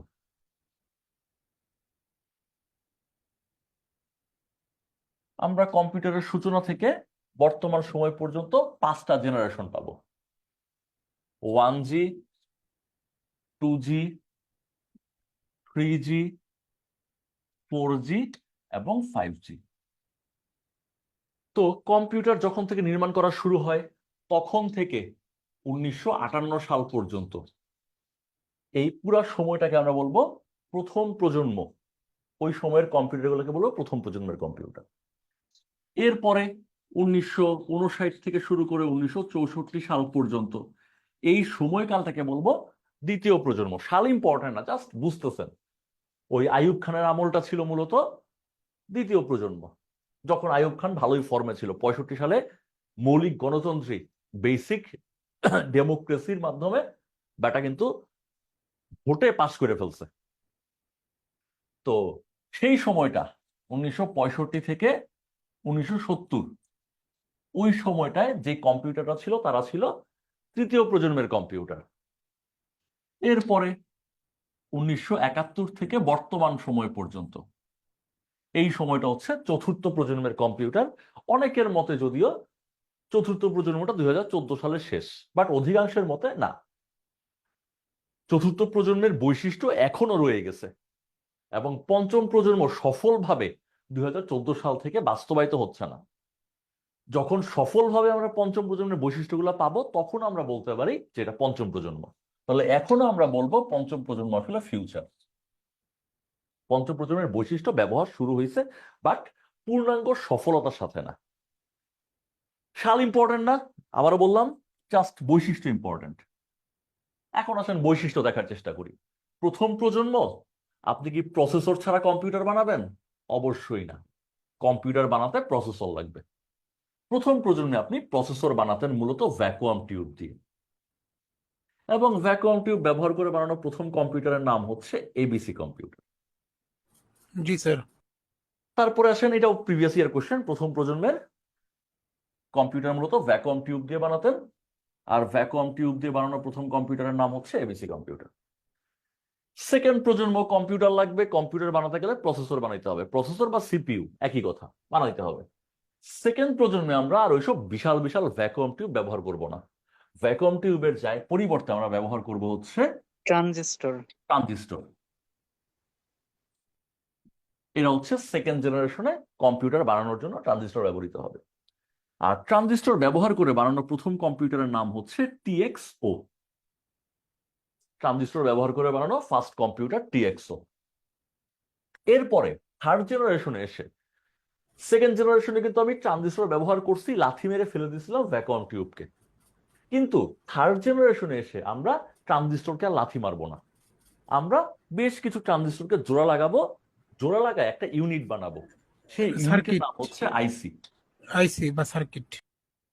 আইসি বা সার্কিট না, ট্রানজিস্টর দিয়েও সার্কিট বানাইছি, আইসি দিয়েও সার্কিট বানাইছি, ভ্যাকুয়াম টিউব দিয়েও সার্কিটই বানাইছি। তার মানে সার্কিট আসলে সব জায়গায় আছে। এটা হলো ইন্টিগ্রেটেড সার্কিট, সমন্বিত বর্তনী। অনেকগুলো ট্রানজিস্টরকে সমন্বিত করছি, সার্কিট সবই, কিন্তু এটা কেমন সার্কিট? সমন্বিত বর্তনী। আমরা 4-5 হাজার ট্রানজিস্টরকে জোড়া লাগাইছি, জোড়া লাগায়া যে ইউনিট বানাইছি, পুরো ইউনিটের নাম হচ্ছে ইন্টিগ্রেটেড সার্কিট, বা বাংলায় বলবো সমন্বিত বর্তনী। এরকম সমন্বিত বর্তনীদেরকে ব্যবহার করে মানে আইসি গুলাকে ব্যবহার করে আমরা বানাচ্ছিলাম প্রসেসর থার্ড জেনারেশনে। এবং এই আইসি দিয়ে বানানো প্রথম কম্পিউটারের নাম B2500, B3500 এবং আইবিএম আরেকটা কোম্পানি, ওইগুলো ছিল বড় কোম্পানি, আর আইবিএম কোম্পানির 360। এরা হচ্ছে আইসি দিয়ে বানানো প্রথম কম্পিউটার। বড় কোম্পানি দুইটা কম্পিউটার একসাথে বানাইছে, একটার নাম দিছে 2500 মডেল, আরেকটার নাম দিছে 3500 মডেল। আর মডেল আগে ওদের কোম্পানির নামের প্রথম অক্ষর বি দিয়ে রাখছে। আর আইবিএম কোম্পানিও আইসি ব্যবহার করে করে করে কম্পিউটার বানাইছে, তাদের কোম্পানির নাম প্রথমে রাখছে আইবিএম, তারপরে মডেলের নাম দিচ্ছে 360। ওকে, আইসি ব্যবহার করে আমরা কম্পিউটার বানানো শুরু করলাম থার্ড জেনারেশনে। ফোর্থ জেনারেশনে এসে আমার প্রসেসর লাগবে। দেখেন, থার্ড জেনারেশনে কি করতাম, আমরা অনেকগুলো আইসি কে যুক্ত করে করে প্রসেসরটা বানাতাম। ফোর্থ জেনারেশনে এসে প্রযুক্তি আরো ডেভেলপ হলো, আমরা একাধিক আইসি কে কানেকশন দিয়ে দিয়ে আর প্রসেসর বানাবো না। প্রসেসর বানানোর জন্য যা যা দরকার সবকিছুকে একটা সিঙ্গেল আইসিতে নিয়ে আসবো। তার মানে আমার প্রসেসর হবে একটা সিঙ্গেল আইসিতেই একটা প্রসেসর, এবং একটা সিঙ্গেল আইসিতে যে একটা প্রসেসর সেটার নাম হচ্ছে মাইক্রো প্রসেসর। মাইক্রোপ্রসেসর। সেই প্রসেসরের নাম হচ্ছে মাইক্রো প্রসেসর। এবং একটা মাইক্রো প্রসেসরে একটাই আইসি থাকে। এটা হচ্ছে চতুর্থ প্রজন্মের বৈশিষ্ট্য। তৃতীয় প্রজন্মে কিন্তু আইসি ব্যবহার হয়েছে, কিন্তু সেখানে কয়েকটা আইসিকে আপনি কানেকশন দিয়ে জোড়া লাগাইছিলেন, আর এখানে একটা আইসিতে একটা প্রসেসর। আর ট্রানজিস্টর কিন্তু কোথাও দূর হয় নাই, এখানে ট্রানজিস্টর ছিল সেপারেটলি, এখানে একাধিক ট্রানজিস্টর জোড়া লেগে আইসি হয়েছে, আইসি গুলাকে জোড়া লাগায়া প্রসেসর বানানো হয়েছে।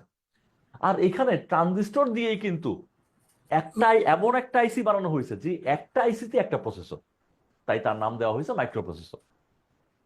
এবং সেই মাইক্রো প্রসেসর ব্যবহার করে বানানো প্রথম কম্পিউটারটার নাম হচ্ছে আলতেয়ার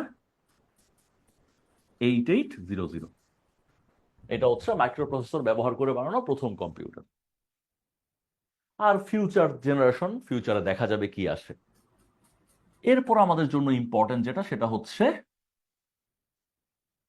এই যে আপনি দেখতেছেন ট্রানজিস্টরকে জোড়া লাগায় আপনি আইসি বানাচ্ছেন, এই ট্রানজিস্টরকে জোড়া লাগানোর প্রক্রিয়ার নাম থার্ড জেনারেশনে ছিল এসএসআই। এসএসআই এর ফুল মিনিং হচ্ছে স্মল স্কেল ইন্টিগ্রেশন। হ্যাঁ, এসএসআই এর ফুল মিনিং হচ্ছে স্মল স্কেল ইন্টিগ্রেশন।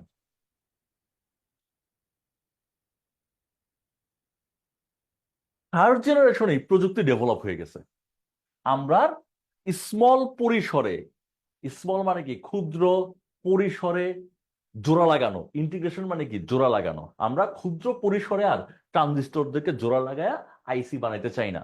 আমরা স্মলের পরে আসলে আমরা কোথায় যেতে চাই, স্মলের পরে মিডিয়াম। মিডিয়াম স্কেল ইন্টিগ্রেশন করতে চাই। তার মানে থার্ড জেনারেশনে আপনি স্মল স্কেল ইন্টিগ্রেশন প্রযুক্তিটা ব্যবহার করছেন এবং মিডিয়াম স্কেল ইন্টিগ্রেশন প্রযুক্তিটা ব্যবহার করছেন।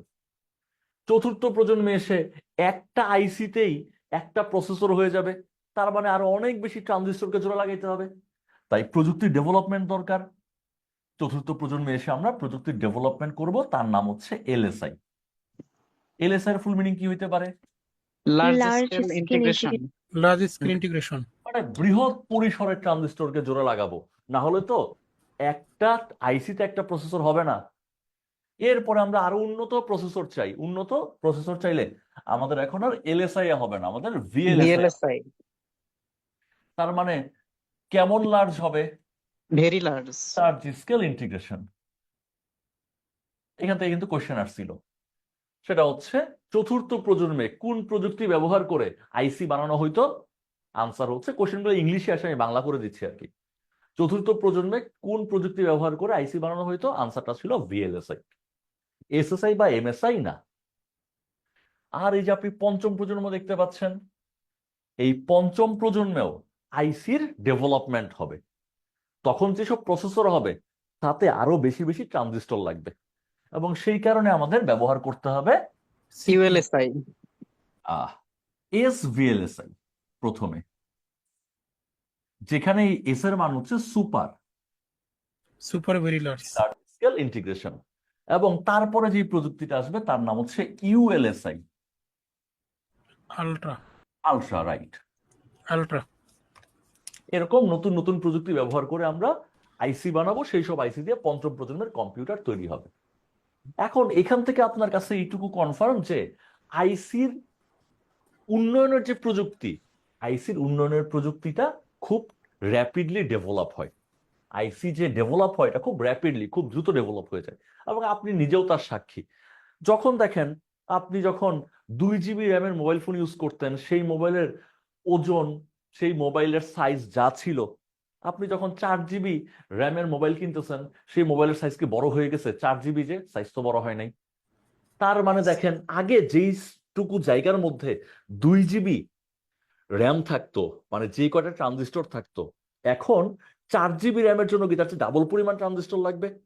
কিন্তু সাইজ জি স্যার, কিন্তু একই। ওইটুকু সাইজের মধ্যেই। আগে যদি 2 লাখ ট্রানজিস্টর রাখতেন, ওইটুকু সাইজের মধ্যেই এখন 4 লাখ ট্রানজিস্টর রাখেন। তার মানে বেশি বেশি ট্রানজিস্টর যুক্ত করে, একই সাইজ মেনটেন করে বেশি বেশি ট্রানজিস্টর যুক্ত করার প্রযুক্তিটা কি খুব দ্রুত কি বলে এটাকে ডেভেলপ হচ্ছে। এই ব্যাপারটাই আসলে অবজার্ভ করছে গর্ডন মুর।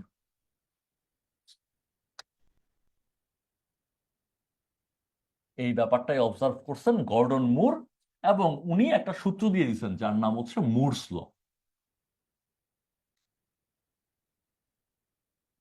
উনি বলছেন সময়ের সাথে সাথে আইসিতে ট্রানজিস্টরের সংখ্যা এক্সপোনেনশিয়ালি বাড়বে।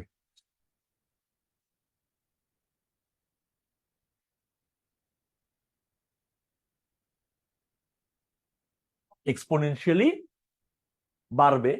কে বাড়বে? Number of transistor.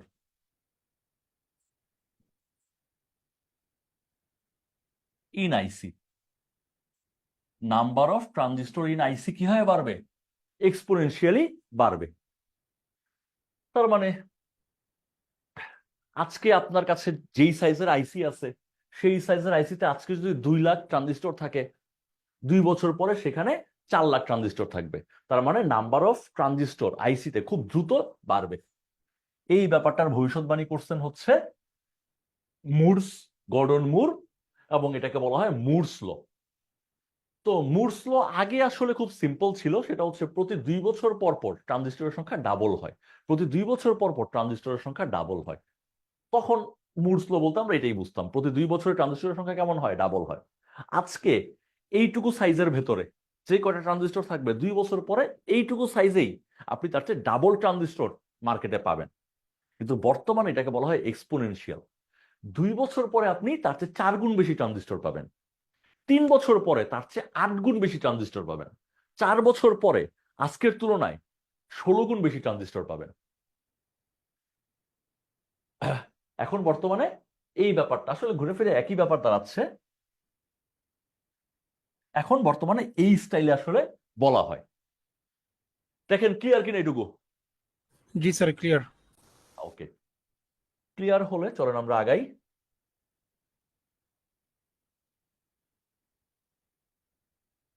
আচ্ছা, এখন আমরা যেটা দেখলাম সেটা হচ্ছে তাদের প্রসেসরের অবস্থা।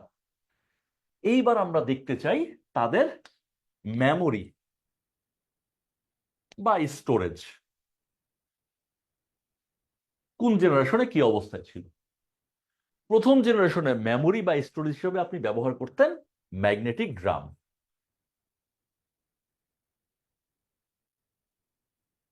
মেমোরি হিসাবে আপনি ম্যাগনেটিক ড্রাম বা চুম্বকের ড্রাম ব্যবহার করতেন। এটা আসলে আপনি আর দেখেন নাই, পরের গুলো আপনি আসলে আপনার জীবনে দেখছেন। প্রথম প্রজন্মে আমরা তথ্য সঞ্চয় করার জন্য ড্রাম ব্যবহার করতাম, আর প্রথম প্রজন্মে আমরা প্রোগ্রাম সঞ্চয় করার জন্য ম্যাগনেটিক ডিলে লাইন ব্যবহার করতাম। ম্যাগনেটিক ডিলে লাইন না, sorry, mercury delay line. Second জেনারেশনে এসে মেমোরি দরকার। মেমোরি হিসাবে আমরা এখন আর প্রোগ্রামের জন্য একরকম মেমোরি, ডেটার জন্য একরকম মেমোরি সেখানে যাব না। আমরা সরাসরি ব্যবহার করব ম্যাগনেটিক কোর। ম্যাগনেটিক কোর আপনি দেখছেন, ব্যবহার করছেন। ম্যাগনেটিক কোর হচ্ছে আপনার কম্পিউটারে এখনো আছে, হার্ড ড্রাইভ যেটাকে বলেন, হার্ড ডিস্ক ড্রাইভ, সংক্ষেপে বলেন এইচডিডি। আপনার কম্পিউটারে থাকা হার্ড ডিস্ক ড্রাইভ, সেটাই আসলে ম্যাগনেটিক কোর। সে দ্বিতীয় প্রজন্মে আবিষ্কার হলেও এখনো তার ব্যবহার আছে। থার্ড জেনারেশনে এসে আপনি মেমোরি হিসাবে ব্যবহার করবেন ম্যাগনেটিক টেপ। ম্যাগনেটিক টেপ আবিষ্কার হলো থার্ড জেনারেশনে। স্যার ওটা ডিস্ক না স্যার, টেপটাই। না, টেপটা ডিস্ক না। ডিস্ক হচ্ছে এরকম অনেকগুলো চাকা থাকে, চাকাগুলোকে বলা হয় ডিস্ক। ও সেই জি স্যার। চাকাগুলোকে আবার স্পিন্ডল দিয়ে লাগানো থাকে। সেই স্পিন্ডলের upper portion lower portion rotate করে, তারপর সেখানে রিড রাইট আর্ম থাকে। মানে হার্ড ড্রাইভ যেটা, সেটা হচ্ছে ম্যাগনেটিক কোর। থার্ড জেনারেশনে আপনি এসে ম্যাগনেটিক টেপ ব্যবহার করবেন, এবং এটা আপনি দেখছেন, এটা হচ্ছে ওই যে ক্যাসেটের ফিতা থাকে না, সিরামিক ম্যাগনেট দিয়ে তৈরি করা। বিজ্ঞানে আসে যে ক্যাসেটের ফিতা, ভিসিআর এর ক্যাসেটের ফিতা, সেগুলো কি দিয়ে তৈরি? চুম্বক দিয়ে তৈরি। কেমন চুম্বক? সিরামিক চুম্বক। দেখছেন তো ক্যাসেটের ফিতা, দেখছেন না ছোটবেলায়? জি স্যার, জি স্যার। এগুলো মূলত ম্যাগনেটিক টেপ। চতুর্থ প্রজন্মে এসে মেমোরি হিসেবে আমরা ব্যবহার করব semiconductor. Semiconductor memory. Right, semiconductor memory. এটা আপনার পকেটে এখন অলরেডি আছে, সেটা হচ্ছে memory card. Sir RAM, ROM এই টাইপের। RAM ROM, right. এরা হচ্ছে মূলত মেমোরি কার্ড, র্যাম রোম এরা।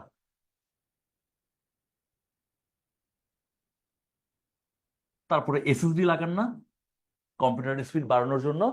জি স্যার। এসএসডি, তারপর হচ্ছে পেন ড্রাইভ, এরা সবাই আসলে সেমিকন্ডাক্টরের মেমোরি। এরা হলো চতুর্থ প্রজন্মের মেমোরি। আর ফিউচারেও আসলে সেমিকন্ডাক্টরই কন্টিনিউ হবে। তো ফিউচারের মূল বৈশিষ্ট্যগুলো কোথায়? ফিউচারের মূল বৈশিষ্ট্য হচ্ছে AI, artificial intelligence. Artificial intelligence. IoT, আইওটির ফুল মিনিং কি? Internet of things. তারপর হচ্ছে ডেটা সায়েন্স, অথবা এটার অপর নাম হচ্ছে আপনি বলতে পারেন বিগ ডেটা। ডেটা সায়েন্সই বিগ ডেটা, একই জিনিস, ভিন্ন নাম আর কি। এগুলোর মাধ্যমে আমরা পঞ্চম প্রজন্মে চলে যাব। এখন এগুলোর ব্যবহার অনেকের মতে 2014 সাল থেকে তো শুরু হয়ে গেছে।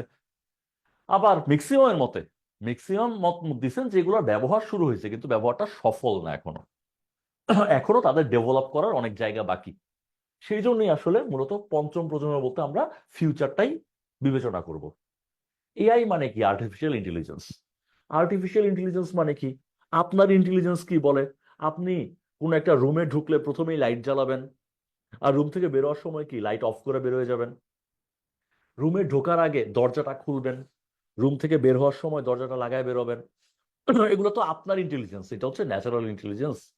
বাট আর্টিফিশিয়াল ইন্টেলিজেন্স হচ্ছে সেটাই, আপনি যখন দরজার সামনে এসে দাঁড়াবেন দরজা অটোমেটিক খুলে যাবে। আবার রুমে ঢুকলেন, রুমে ঢোকার সাথে সাথে অটোমেটিক লাইটটা জ্বলে উঠবে। আপনি রুম থেকে যখন বের হয়ে যাচ্ছেন, দরজার সামনে এসে আবার দাঁড়াচ্ছেন, দরজা আবার খুলে যাবে। রুমটা যখন এক্সিট করছেন, লাইটটা অটোমেটিক বন্ধ হয়ে যাবে। এই ইন্টেলিজেন্স আপনি কার কার মধ্যে দিচ্ছেন? দরজা খোলার ইন্টেলিজেন্সটা দিচ্ছেন দরজার ভেতরে। লাইট অটোমেটিক চালু বন্ধ বা ফ্যান অটোমেটিক চালু বন্ধ, সেই ইন্টেলিজেন্স দিচ্ছেন লাইটে আর ফ্যানে। এই প্রযুক্তিটাকে আমরা কি বলবো? Artificial intelligence. দেখেন এআই ক্লিয়ার কিনা? জি স্যার। AI clear. আপনার কবিতা পছন্দ, কবিতা লিখতে মন চায়, লিখতে পারেন না। কবিতা লিখতে পারার যে অ্যাবিলিটি, সেটা তো আপনার ইন্টেলিজেন্স, যেটা রবীন্দ্রনাথের ছিল। এখন আপনার তো রবীন্দ্রনাথের মতো ইন্টেলিজেন্স নাই, সো হোয়াট? আপনি এআই এর সহায়তা নেন। আপনার রবীন্দ্রনাথের মতো ইন্টেলিজেন্স না থাকলেও জেমিনি বা চ্যাট জিপিটি তো ইন্টেলিজেন্স আছে, সে দেখবেন রবীন্দ্রনাথের মতো করে আপনাকে একটা কবিতা লিখে দিছে। তাহলে চ্যাট জিপিটি কিসের এক্সাম্পল? Artificial intelligence. এখন আপনাকে কিন্তু একটা ঘটনা দিয়ে তারপরে বলবে যে এটা কিসের উদাহরণ। এআই গুলাকে চিনবেন না? এআই হচ্ছে তার নিজের ইন্টেলিজেন্স থাকবে, তার ক্ষেত্রে নিজের ইন্টেলিজেন্স থাকবে, এবং সে আপনাকে সেই ইন্টেলিজেন্সের প্রয়োগ দেখাবে। আচ্ছা, আরো কয়েকটা পড়ি তাহলে আপনার কাছে ক্লিয়ার হবে। তারপর আসেন আইওটি। আইওটির ফুল মিনিং হচ্ছে ইন্টারনেট অফ থিংস। তার মানে এখানে ইন্টারনেট থাকাটা বাধ্যতামূলক। এখন আপনি ইন্টারনেটের সাথে কাকে যুক্ত করেন বর্তমানে বলেন তো? ইন্টারনেটের সাথে কে কে যুক্ত হচ্ছে বর্তমানে? কেউ যুক্ত হয় না? Social media. ইন্টারনেটের সাথে যুক্ত হচ্ছে daily essential things like washing machine, treadmill, and all. Washing machine treadmill যুক্ত হয়ে গেলেই আইওটিতে চলে আসবেন। কিন্তু এখন বর্তমানে আমরা নর্মালি সাধারণভাবে ইন্টারনেটের সাথে আমাদের যুক্ত আছে হচ্ছে শুধুমাত্র কম্পিউটার গুলা। কম্পিউটার বলতে কি আমাদের মোবাইল, ল্যাপটপ, ডেস্কটপ, তারা ইন্টারনেটের সাথে যুক্ত আছে। ওকে, তো ফিউচারে এই যে আমাদেরকে একজন যিনি হেল্প করলেন, আমরা ফিউচারে আসলে সেই দুনিয়াটা দেখতে চাই সফলভাবে।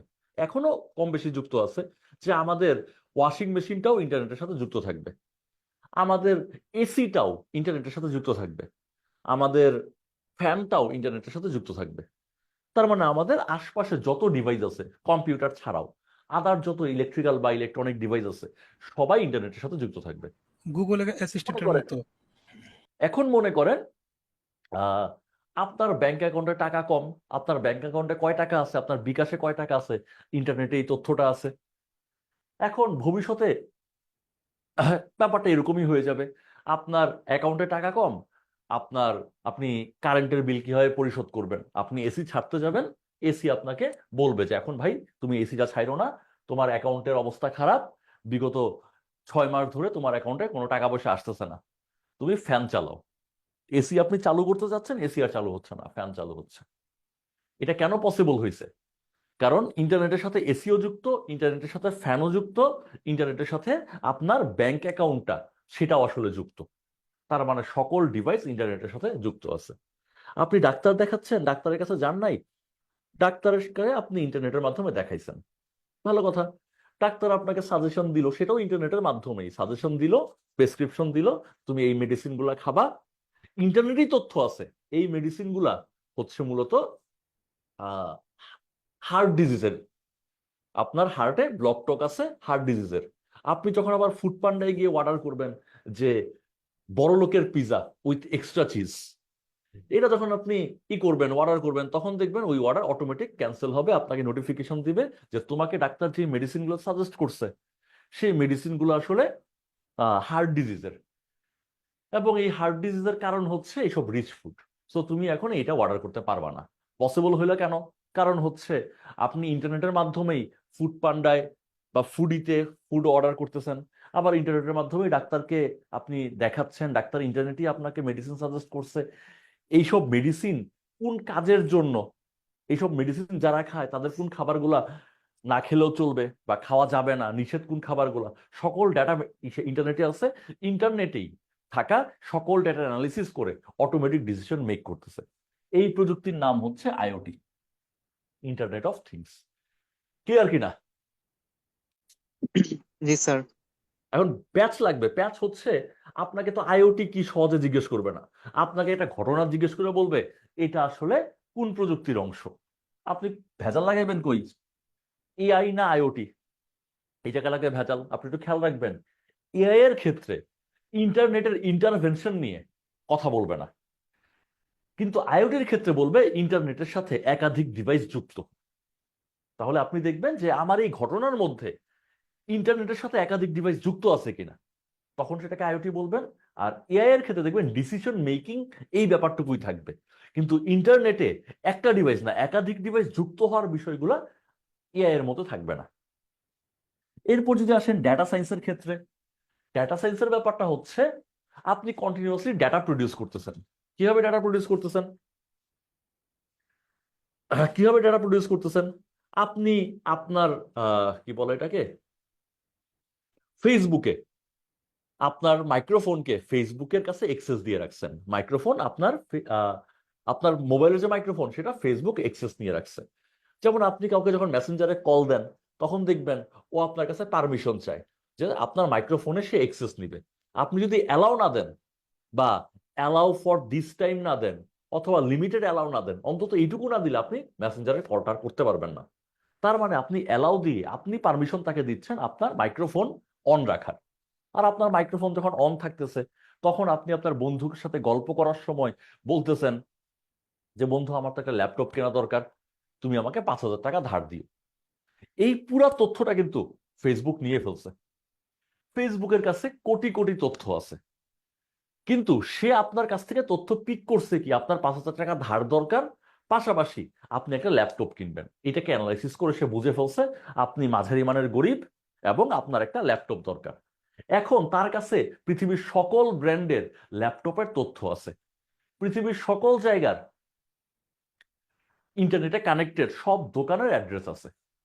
তো সে এই বিশাল তথ্য ভান্ডার থেকে সে অ্যানালাইসিস করে দেখলো যে আপনি যেহেতু মাঝারি মানের গরিব, আপনার ল্যাপটপ হয় ডেল হবে, না হলে আর কি হয়, ডেল হবে না হলে এইচপি হবে, যেহেতু আপনার 5,000 টাকা ধারের ব্যাপার স্যাপার আছে। আর আপনি যেহেতু বাংলায় কথা বলছেন এবং আপনার গুগল লোকেশন থেকে সে বুঝবে যে আপনি হয়তো বা ঢাকার কোনো এক জায়গায় আছেন। তো সে এই এত এত পৃথিবীর দোকান যাদের ফেসবুকের আইডি আছে তাদের সাথে যোগাযোগ না করে সে আপনার কাছে বিজ্ঞাপন পাঠাবে, হয় আইডিবির অথবা মাল্টিপ্ল্যানের বিভিন্ন দোকানের বিজ্ঞাপন আপনার সামনে পাঠাবে, এবং যে ল্যাপটপের প্রাইস রেঞ্জ হচ্ছে 60 থেকে 70,000 টাকার মধ্যে ওইসব পাঠাবে। এই যে দেখেন, এইসব বিগ ডেটা থেকে আপনার জন্য উপযোগী ডেটাটা আপনার সামনে এনে দিচ্ছে, এই প্রযুক্তির নাম হচ্ছে ডেটা সায়েন্স। আপনি দেখবেন অবাক হয়ে যাবেন, আপনি বন্ধুর সাথে গল্প করছেন যে আপনার ল্যাপটপ দরকার, আপনার সামনে ল্যাপটপের বিজ্ঞাপন আসতেছে। এরপরে আপনি যখন কি বলে এটাকে, ইউটিউবটা আপনি চালু করেন, চালু করলে দেখবেন যে আপনার ইউটিউবের প্রথম ভিডিওটা হচ্ছে, আপনি ক্রিকেট পছন্দ করেন, প্রথম ভিডিওটা হচ্ছে নট আউট নোমান, মাহমুদুল্লাহ রিয়াদ কবে রিটায়ার করবে। পরের ভিডিও দেখবেন ওর নাম কি, রিয়াসাত আজিম। তারপরে হচ্ছে তার পরের ভিডিওটা দেখবেন যে দেব চৌধুরীর ভিডিও। তো আপনি ক্রিকেট পছন্দ করেন, আপনার কাছে দেখবেন এই ভিডিওগুলো আগে আছে। বাট আপনার বন্ধুর কাছে দেখবেন সে ভারতীয় বাংলা নাটক দেখতে পছন্দ করে, সে তার ইউটিউব অন করলে দেখবেন যে লেখা আসবে জীবন মানে জি বাংলা।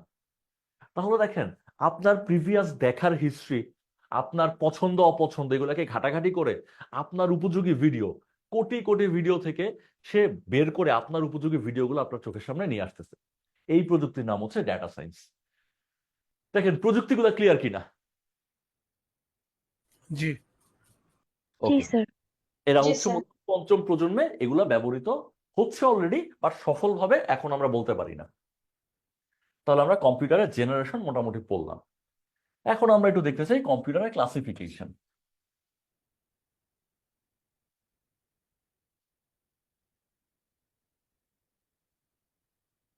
তো কম্পিউটারকে আমরা আসলে দুইটা পয়েন্ট অফ ভিউ থেকে ক্লাসিফাই করতে পারি।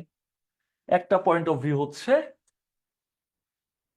ইনপুট এবং আউটপুটের ধরন, আর আরেকটা পয়েন্ট অফ ভিউ হচ্ছে মূলত কম্পিউটারটার সাইজ, সাইজ। স্পিড, কেমন স্পিডে কাজ করে, তার পাওয়ার কেমন, কেমন ক্ষমতা নিয়ে এসে কাজ করতে পারে। এই পয়েন্ট অফ ভিউতে আমরা কম্পিউটারকে ভাগ করতে পারি। তাহলে ইনপুট এবং আউটপুট, এদের উপর ভিত্তি করে কম্পিউটারকে আমরা আসলে 3 ভাগে ভাগ করতে পারি: অ্যানালগ কম্পিউটার,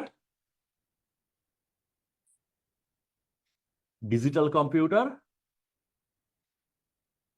আর হচ্ছে হাইব্রিড কম্পিউটার।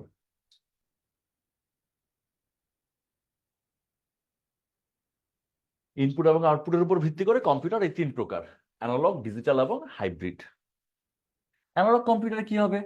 তার ইনপুটও অ্যানালগ হবে, আউটপুটও অ্যানালগ হবে।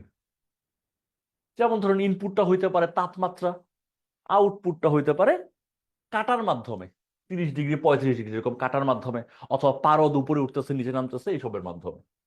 তাহলে আপনাকে যদি জিজ্ঞেস করে পারদ থার্মোমিটার কেমন কম্পিউটার, বলবেন অ্যানালগ কম্পিউটার। আপনাকে যদি বলে ব্লাড প্রেশার কোন যন্ত্র দিয়ে মাপে, বলেন তো ব্লাড প্রেশার? স্ফিগমোম্যানোমিটার। স্ফিগমোম্যানোমিটার। তাহলে স্ফিগমোম্যানোমিটার, তার ইনপুট কি প্রেশার, প্রেশার কি বাস্তব জগতের জিনিস, বাস্তব জগতে আপনি যা দেখেন সবই আসলে মোটামুটি অ্যানালগ। প্রেশার বলেন, ডিস্টেন্স বলেন, সবই অ্যানালগ। ইনপুট আকারে অ্যানালগ প্রেশারকে নিচ্ছে, আর আউটপুট দেখাচ্ছে কিসের মাধ্যমে? কাটার মাধ্যমে। এই যেরকম কাটা নড়াচড়া করতেছে, অথবা পারদ উপরে উঠতেছে নিচে নামতেছে, এদের মাধ্যমে। স্পিডোমিটার, মোটরসাইকেল স্পিডোমিটার দেখতেছেন, ইনপুট আকারে সে নিচ্ছে স্পিড কেমন, অ্যানালগ। আউটপুট কাটার মাধ্যমে দেখতেছেন 60 থেকে 70 80 90 চলে যাচ্ছে। এরা হচ্ছে অ্যানালগ কম্পিউটার। ডিজিটাল কম্পিউটারের ইনপুটও হচ্ছে ডিজিটাল, আউটপুটও হচ্ছে ডিজিটাল। তাহলে ইনপুট 0 1 এরা, আউটপুটও 0 1 এরাই। হাইব্রিড কম্পিউটার, এদের ইনপুট হচ্ছে মূলত অ্যানালগ আর আউটপুট হচ্ছে ডিজিটাল। তার মানে অ্যানালগ এবং ডিজিটাল কম্পিউটারের কম্বিনেশনে তৈরি হচ্ছে হাইব্রিড কম্পিউটার। এটা previous year question direct. Analog এবং ডিজিটাল কম্পিউটারের কম্বিনেশনে কোন কম্পিউটার তৈরি করা হয়? আনসারটা হচ্ছে হাইব্রিড কম্পিউটার। এখন অ্যানালগ ইনপুট বলতে কি বুঝি? যে প্রেসার, টেম্পারেচার, স্পিড, হিট, এরা সবাই বাস্তব জগতে যারা ঘোরাফেরা করে, যেসব শক্তি টক্তি ঘোরাফেরা করা, তারা হচ্ছে অ্যানালগ। আর ডিজিটাল আউটপুট আমরা কোথায় পাই? ডিজিটাল আউটপুট আমরা পাই মনিটরে। এখন যদি আপনাকে বলি ডিজিটাল থার্মোমিটার, এখানে ইনপুটকে টেম্পারেচার, আউটপুটকে মনিটরে দেখাচ্ছে, ডিজিটাল থার্মোমিটারের আউটপুট মনিটরে দেখায়, সে আসলে হাইব্রিড কম্পিউটার। তারপরে হচ্ছে যদি আপনাকে বলা হয় সিটি স্ক্যান কেমন কম্পিউটার, আনসার কি দিবেন? CT scan machine hybrid. Hybrid. জি সে স্যার, আপনার বডিতে এক্সরে ফেলতেছে, তারপরে মনিটরে শো সেই করতেছে। এক্সরে কে অ্যানালাইসিস করে মনিটরে দেখাচ্ছে।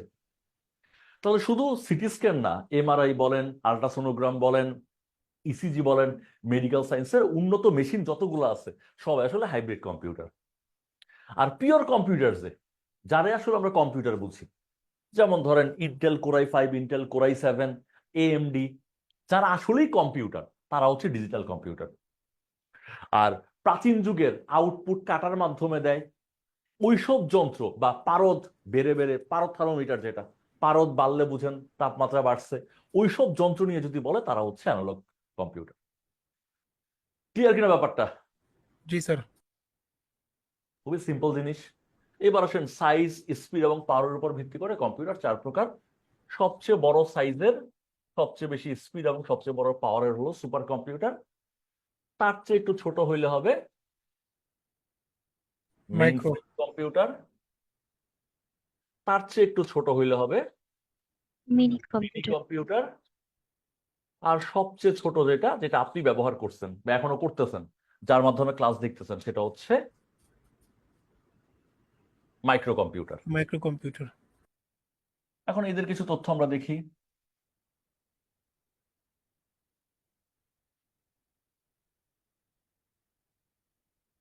ফার্স্টে যদি সুপারের কাছে আসি, আমাকে জিজ্ঞেস করতে পারে সুপার কম্পিউটারের জনককে, আপনি আনসার দিবেন সেইমুর ক্রে। সুপার কম্পিউটারের জনক। মহাকাশ গবেষণায় কি ব্যবহার করবেন? সুপার কম্পিউটার ব্যবহার করবেন। ওয়ার্ল্ড ব্যাংক, আইএমএফ এর মতো বড় বড় আর্থিক সংস্থা, তারপর হচ্ছে ইউএস এর যে ওয়াল স্ট্রিট, মানে ইউএস এর যে কি বলে এটাকে, শেয়ার বাজার লেনদেন যেখানে হচ্ছে, এইসব জায়গাতে সুপার কম্পিউটার ব্যবহৃত হচ্ছে। আর পৃথিবীর প্রথম সুপার কম্পিউটার হচ্ছে সিডিসি 6600। এরা হচ্ছে পৃথিবীর প্রথম সুপার কম্পিউটার। আরো অনেক সুপার কম্পিউটার আছে, ক্রে 1, ক্রে 2। ওই সেইমুর ক্রে সুপার কম্পিউটার অনেকগুলো বানাইছে, নামও রাখছে নিজের নামে, ক্রে 1, ক্রে 2, ক্রে 3, এরকম। তারপর আসলে মেইন ফ্রেম কম্পিউটার। আর একটু ছোট পরিসরে কাজ করতে মেইন ফ্রেম কম্পিউটার লাগবে। যেমন আমাদের যেসব আছে কি বলে, মহাকাশ গবেষণা সংস্থা আমাদের একটাই, কি নাম সেটার? আমাদের মহাকাশ গবেষণা সংস্থার বাংলাদেশের স্পারসো। স্পারসো।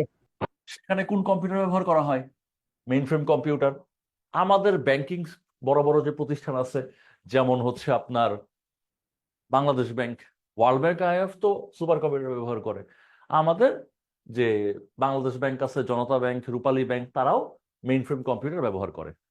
মেইন ফ্রেমের বাপের নাম হচ্ছে জেন আমদাহল। মেইন ফ্রেম কম্পিউটারের জনক। প্রথম মেইন ফ্রেম কম্পিউটার আসলে পৃথিবীর প্রথম কম্পিউটার মার্ক 1। পৃথিবীতে প্রথমে যে কম্পিউটার বানানো হয়েছিল সে আসলে মেইন ফ্রেম ক্যাটাগরির কম্পিউটারের পরে। বাংলাদেশেও প্রথম যে কম্পিউটারটা আসছিল, নাম মনে আছে? আইবিএম 1620। সেটাও মেইন ফ্রেম জাতের কম্পিউটার ছিল।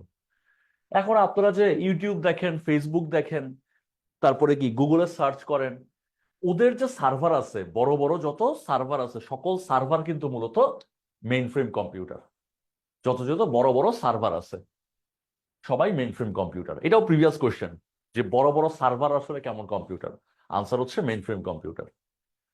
এরপরে এই মিনি কম্পিউটারের জনককে, এটাও প্রিভিয়াস ইয়ার কোয়েশ্চেন। মিনি কম্পিউটারের জনককে? মিনি কম্পিউটারের জনক হচ্ছে কেনিথ হেনরি উলসেন। আর প্রথম মিনি কম্পিউটারের নাম হচ্ছে PDP-1। এখান থেকে একটা বিটখুটে কোশ্চেন আসছিল, সেটা হচ্ছে ট্রানজিস্টর ব্যবহৃত হয়েছে এমন প্রথম মিনি কম্পিউটার কি? ট্রানজিস্টর ব্যবহৃত হয়েছে এমন প্রথম মিনি কম্পিউটার হচ্ছে PDP-8। তাহলে প্রথম মিনি কম্পিউটার PDP-1, ওয়্যারএস ট্রানজিস্টর ব্যবহৃত হয়েছে এমন প্রথম মিনি কম্পিউটার হচ্ছে PDP-8। এটা প্রিভিয়াস ইয়ার কোশ্চেন, খুব বিটখুটে কোশ্চেন ছিল ওই সময়ের জন্য। আর মাইক্রো কম্পিউটার আপনি যা ব্যবহার করছেন, আপনার ল্যাপটপ, ডেস্কটপ সবাই মাইক্রো কম্পিউটার। আর একটু আগে যে আমরা পড়ছিলাম মেডিকেল সায়েন্সের উন্নত যন্ত্র, ultrasonogram, CT scan, MRI, X ray machine সবাই ছিল ইনপুট আউটপুটের ধরনের উপরে ভিত্তি করেছিল হাইব্রিড কম্পিউটার। আর এখানে সাইজের উপরে, স্পিডের উপরে, শক্তির উপর ভিত্তি করে তারা হচ্ছে মিনি কম্পিউটার। আর মাইক্রো কম্পিউটারের জনক হচ্ছেন এডওয়ার্ড রবার্ট।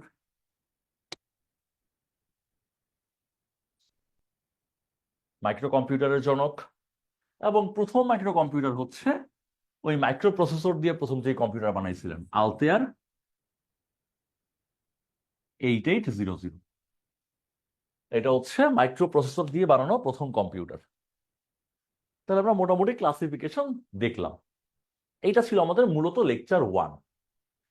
আমরা কিছু জিনিস আসলে পড়ে একটু অ্যাডভান্স হইতে চাই, সেজন্য আমরা লেকচার 1টা একটু ফাস্ট পড়ার ট্রাই করলাম। আর এগুলো আসলে একা পড়লেও পারা যায়, এমন না যে একা পড়লে পারা যায় না। আপনাদের কোনো কোয়েশ্চেন থাকলে বলতে পারেন, না হলে আমরা একটু অ্যাডভান্স হওয়ার চেষ্টা করবো আর কি, বাকি যা সময় আছে।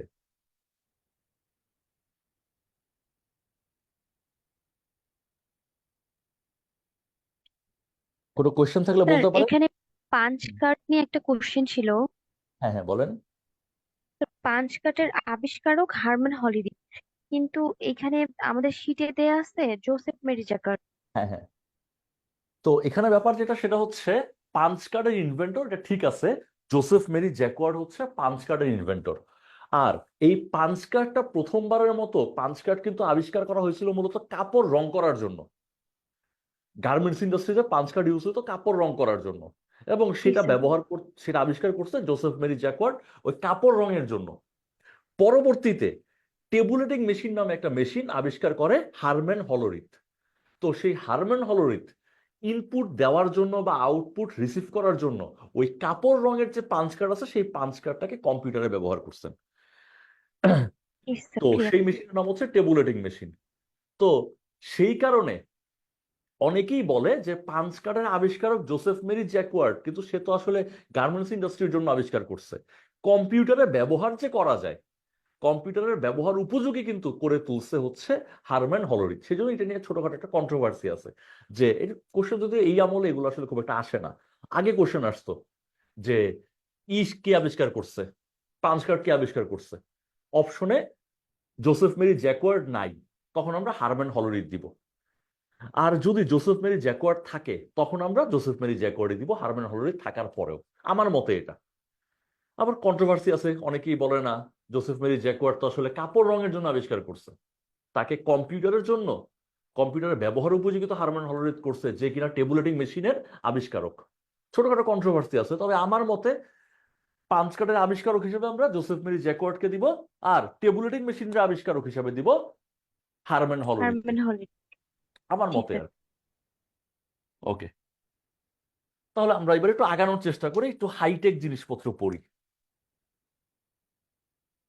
এবার একটু মনোযোগ দিয়ে বুঝতে হবে, কারণ আগের পার্ট আপনি একা পড়লে আসলে বুঝবেন, টিচারের দরকার ছিল না। এখন আমরা যেটা পড়বো সেটা একটু মনোযোগ দিয়ে পড়ার ট্রাই করব, এই পার্টের জন্য আসলে টিচার লাগে আর কি। এই মনে করেন আমার একটা কম্পিউটার, এই হচ্ছে আরেকটা কম্পিউটার। এই কম্পিউটার থেকে তথ্য এই কম্পিউটারে যাবে। তথ্য কি লাফ দিয়ে এখান থেকে এখানে চলে যাবে? না, এই তথ্যটাকে অনেকগুলো স্টেপ পার হয়ে এই কম্পিউটার থেকে বের হইতে হবে। বের হয়ে হয় তারের ভেতর দিয়ে অথবা বাতাসের ভেতর দিয়ে এই তথ্যটাকে গিয়ে আবার এই কম্পিউটারে প্রবেশ করতে হবে। এই কম্পিউটার কিন্তু ইনস্ট্যান্টলি প্রবেশ করবে না। এই তথ্যটাকে অনেকগুলো স্টেপ বাই স্টেপ ধাপ পার হয়ে এই কম্পিউটারে আসতে হবে। আমরা এই স্টেপগুলো দেখতে চাই। যেমন ধরেন, আপনি নিজে স্টেপগুলো খুব ভালো বুঝবেন, টেনশন নাই, কারণ আপনি তো তথ্য এরকম পাঠাচ্ছেন বন্ধুকে। এখনো আমার তথ্য এই একই প্রক্রিয়ায় আমার কম্পিউটার থেকে বের হয়ে আপনার কম্পিউটারে ঢুকতেছে। আপনি যে আমাকে দেখতে পাচ্ছেন, এই প্রক্রিয়াটাই ফলো করে আপনি আমাকে দেখতে পাচ্ছেন। তো ধরেন আপনি আপনার বন্ধুকে একটা মেসেজ পাঠাবেন, যেই মেসেজ ইচ্ছা পাঠান, তাকে আপনি পাঠাবেন হাই অথবা হ্যালো অথবা যা মন চায় তা পাঠাবেন। পাঠানোর জন্য প্রথমেই আসলে কি দরকার হবে? একটা অ্যাপ্লিকেশন দরকার হবে, একটা অ্যাপসের দরকার হবে। যেমন আপনি আমাকে এখন দেখতে পাচ্ছেন, তার জন্য আইদার আপনাকে জুম নামের একটা অ্যাপসের দরকার হচ্ছে, অথবা আপনার দরকার হচ্ছে ফেসবুক নামের একটা অ্যাপসের, অথবা আপনি আপনার বন্ধুকে হাই হ্যালো মেসেজ পাঠাবেন, আপনার হয়তো বা হোয়াটসঅ্যাপ দরকার হবে, না হলে এসএমএস পাঠানোর জন্য একটা অ্যাপস দরকার হয়। তারপরে হচ্ছে আপনি যদি কল করেন, কল করার জন্য টেলিফোনের ছবিওয়ালা একটা অ্যাপ্লিকেশন বা অ্যাপসের দরকার হয়। তাহলে একটা তথ্য পাঠানোর জন্য প্রথমেই আপনার দরকার হবে একটা সফটওয়্যার বা একটা অ্যাপ্লিকেশনের। তাহলে তথ্য পাঠানোর জন্য প্রথমেই আমাকে খুলতে হবে একটা অ্যাপ্লিকেশন, সেটা হোয়াটসঅ্যাপ হোক, ভাইবার হোক, ইমো হোক, অথবা মেসেঞ্জার হোক, অথবা এসএমএস হোক, অথবা কল করার জন্য টেলিফোনের ছবিওয়ালা অ্যাপ হোক। সেখানে গিয়ে আপনি আপনার যা লিখার, যা বলার সব বলবেন। এবং দেখেন, আপনার সাথে কম্পিউটারের ইন্টারাকশন কিন্তু এই অ্যাপ্লিকেশনের মাধ্যমেই হচ্ছে। তাহলে আপনি হচ্ছেন হিউম্যান, আর এই ব্যাটার নিচে হচ্ছে কম্পিউটার, আর আপনাদের মধ্যে হচ্ছে ইন্টারাকশন।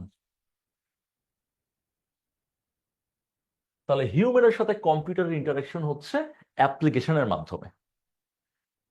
পরীক্ষা একবার আসছে, একবার মানে 43তম বিসিএস এর লিখিত পরীক্ষায় এইচসিআই এর ফুল মিনিং কি? এইচসিআই এর ফুল মিনিং হচ্ছে হিউম্যান কম্পিউটার ইন্টারাকশন। এরপরে আপনি যে হাই হ্যালো যাই লিখছেন সব অ্যাপ্লিকেশনে লিখছেন। এই অ্যাপ্লিকেশন কি করবে? এই তথ্যটাকে কম্পিউটারের ভেতরে পরের ধাপে দিয়ে দিবে। কম্পিউটারের ভেতরে পরে যেই ধাপ দিবে সেই ধাপটার নাম হচ্ছে প্রেজেন্টেশন। এটা ভেতরে ঘটবে, আপনি আর দেখবেন না। আপনি দেখেন শুধু এই অ্যাপ্লিকেশনটাই, আপনি শুধু দেখেন অ্যাপ্লিকেশনটাই। এই জন্যই বলা হয়েছে হিউম্যানের সাথে কম্পিউটারের ইন্টারাকশন হবে কোথায়? শুধুই অ্যাপ্লিকেশনে, বা কম্পিউটারের যে অংশটাকে অ্যাপ্লিকেশন বলা হচ্ছে সেই অংশটায়। এরপরে আপনার লেখা মেসেজটা চলে যাবে প্রেজেন্টেশন লেয়ারে। এই প্রেজেন্টেশন লেয়ার আপনি আর দেখবেন না, ভেতরে কাহিনী ঘটবে। এই প্রেজেন্টেশন লেয়ার কি করবে? আপনি যে হাই লিখছেন বা হ্যালো লিখছেন, কম্পিউটার তো সব হাই হ্যালো বুঝে না, কম্পিউটার বুঝে 0 1। তাহলে আপনার ভাষাকে কম্পিউটারের ভাষায় রূপান্তর করবে। তার মানে এখানে ঘটবে ভাষার রূপান্তর। আপনার হাই হ্যালো, আপনার কথাবার্তা সবকিছুকে সে 0 1 বানায় ফেলবে। আপনি জানেন কম্পিউটার 0 1 ছাড়া অন্য কিছু বুঝে না। তাহলে এগুলোকে 0 1 কে বানাবে? 0 1 বানায় দিবে হচ্ছে এই প্রেজেন্টেশন নামের অংশটা। আপনি দেখবেন না, এটা ভেতরে ঘটবে। এরপরে তথ্যটাকে পাঠায় দিবে সেশন নামের অংশে, তথ্যটাকে পাঠায় দিবে সেশন লেয়ারে। এটাও আপনি দেখবেন না, ভেতরে ঘটবে। সেশন কি করবে? সেশন লেয়ার মূলত ভার্চুয়াল কানেকশন বিল্ড করবে।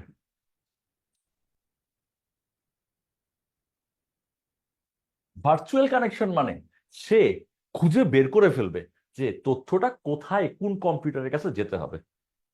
সে কিন্তু তথ্যটা পাঠানো শুরু করে নাই, কম্পিউটার থেকে আরো অনেক ধাপ পরে তথ্যটা বের হবে। কিন্তু সে কার কাছে পাঠাইতে হবে তার সাথে একটা মনে মনে যোগাযোগ স্থাপন করে ফেলছে। সে টার্গেট খুঁজে বের করে ফেলছে যে এই কম্পিউটার এটা আছে হয়তো বা বাংলাদেশে, এটা আছে সৌদি আরবে, অথবা এটা আছে কোথায়, মায়ানমারে, অথবা এটা আছে থাইল্যান্ডে। যেখানে থাকুক না কেন এই কম্পিউটারকে চিনে ফেলতে হবে। চিনে ফেলার কাজটা কোথায় হবে? সেশন লেয়ারে হবে। দেখেন, আমি যে কথাগুলো বলতেছি না, বুঝতেছেন কিনা? জি স্যার। জি স্যার। স্যার বুঝতে পারতেছি। কথা না বুঝলে কিন্তু বলবেন। তাহলে আস্তে আস্তে তথ্যগুলা প্রসেস হয়ে হয়ে ফাইনালি বের হয়ে ওই কম্পিউটারে ঢুকবে। প্রথমে আপনি কোনো একটা অ্যাপ ওপেন করবেন, সেখানে আপনার যা মন চায় লিখবেন অথবা যা মন চায় বলবেন। আপনার সাথে কম্পিউটারের যোগাযোগ ওই অ্যাপের মাধ্যমেই, আপনি আর কম্পিউটার তাদের মাঝে যোগাযোগ সম্পর্ক স্থাপন ওই অ্যাপের মাধ্যমেই হচ্ছে। এরপরে আপনার যা বলার লেখার যা মেসেজ আছে সব মেসেজ চলে গেল কোথায়? প্রেজেন্টেশন লেয়ারে। আপনি যা মন চায় তাই বলছেন, কিন্তু সেটা বা লিখছেন সেটা কম্পিউটার বুঝে না। কম্পিউটারের জন্য জিরো ওয়ান বানায় ফেলবে। কম্পিউটারের যেই অংশ জিরো ওয়ান বানাবে তার নাম প্রেজেন্টেশন লেয়ার। এরপরে তথ্য চলে যাবে সেশন লেয়ারে। সেশন লেয়ার ওর টার্গেটকে ফিক্সড করে ফেলবে, যে ওই কম্পিউটার আমার টার্গেট, পৃথিবীর ওই প্রান্তে থাকা ওই কম্পিউটার আমার টার্গেট। ওর সাথে একটা ভার্চুয়াল কানেকশন বিল্ড করবে। এই তিনটা জিনিসই কিন্তু সফটওয়্যার। এখানে যা যা দেখতেছেন সবকিছু কিন্তু হার্ডওয়্যার না, সবাই আসলে সফটওয়্যার। এই পুরো ব্যাপারটাই কি? সফটওয়্যার। এবং আপনার যা মেসেজ ছিল সেটা প্রথমে ছিল হাই, তারপরে সেটা 1001 এরকম কিছু একটা হয়ে গেছে, এবং সেশন লেয়ারে গিয়ে সে 1001 এরকম একটা সিকোয়েন্সই আছে। এই পুরো ব্যাপারটাকে, পুরো মেসেজটাকে আমরা ডাটা নামে ডাকবো। অ্যাপ্লিকেশন, প্রেজেন্টেশন এবং সেশন তিনটা লেয়ারকে একসাথে বলা হয় সফটওয়্যার লেয়ার। এবং এই তিনটা লেয়ারে আমার যা মেসেজটা ছিল সেই মেসেজটাকে আমরা ডেটা নামে ডাকবো। এরপরে আমাদের মেসেজটা চলে আসবে ট্রান্সপোর্ট লেয়ারে, অর্থাৎ কম্পিউটারের পরের অংশে চলে আসবে, সব ভেতরে, বাইরে দিয়ে দেখা যায় না। বাইরে দিয়ে খালি আপনি অ্যাপ্লিকেশন নিয়েই খুশি। তথ্য কম্পিউটারে যে অংশে যাবে তার নাম হচ্ছে ট্রান্সপোর্ট লেয়ার। এই ট্রান্সপোর্ট লেয়ার মূলত দুইটা নিয়ম কানুন মানে। নিয়ম কানুনকে কম্পিউটার ভাষায় বলে প্রোটোকল।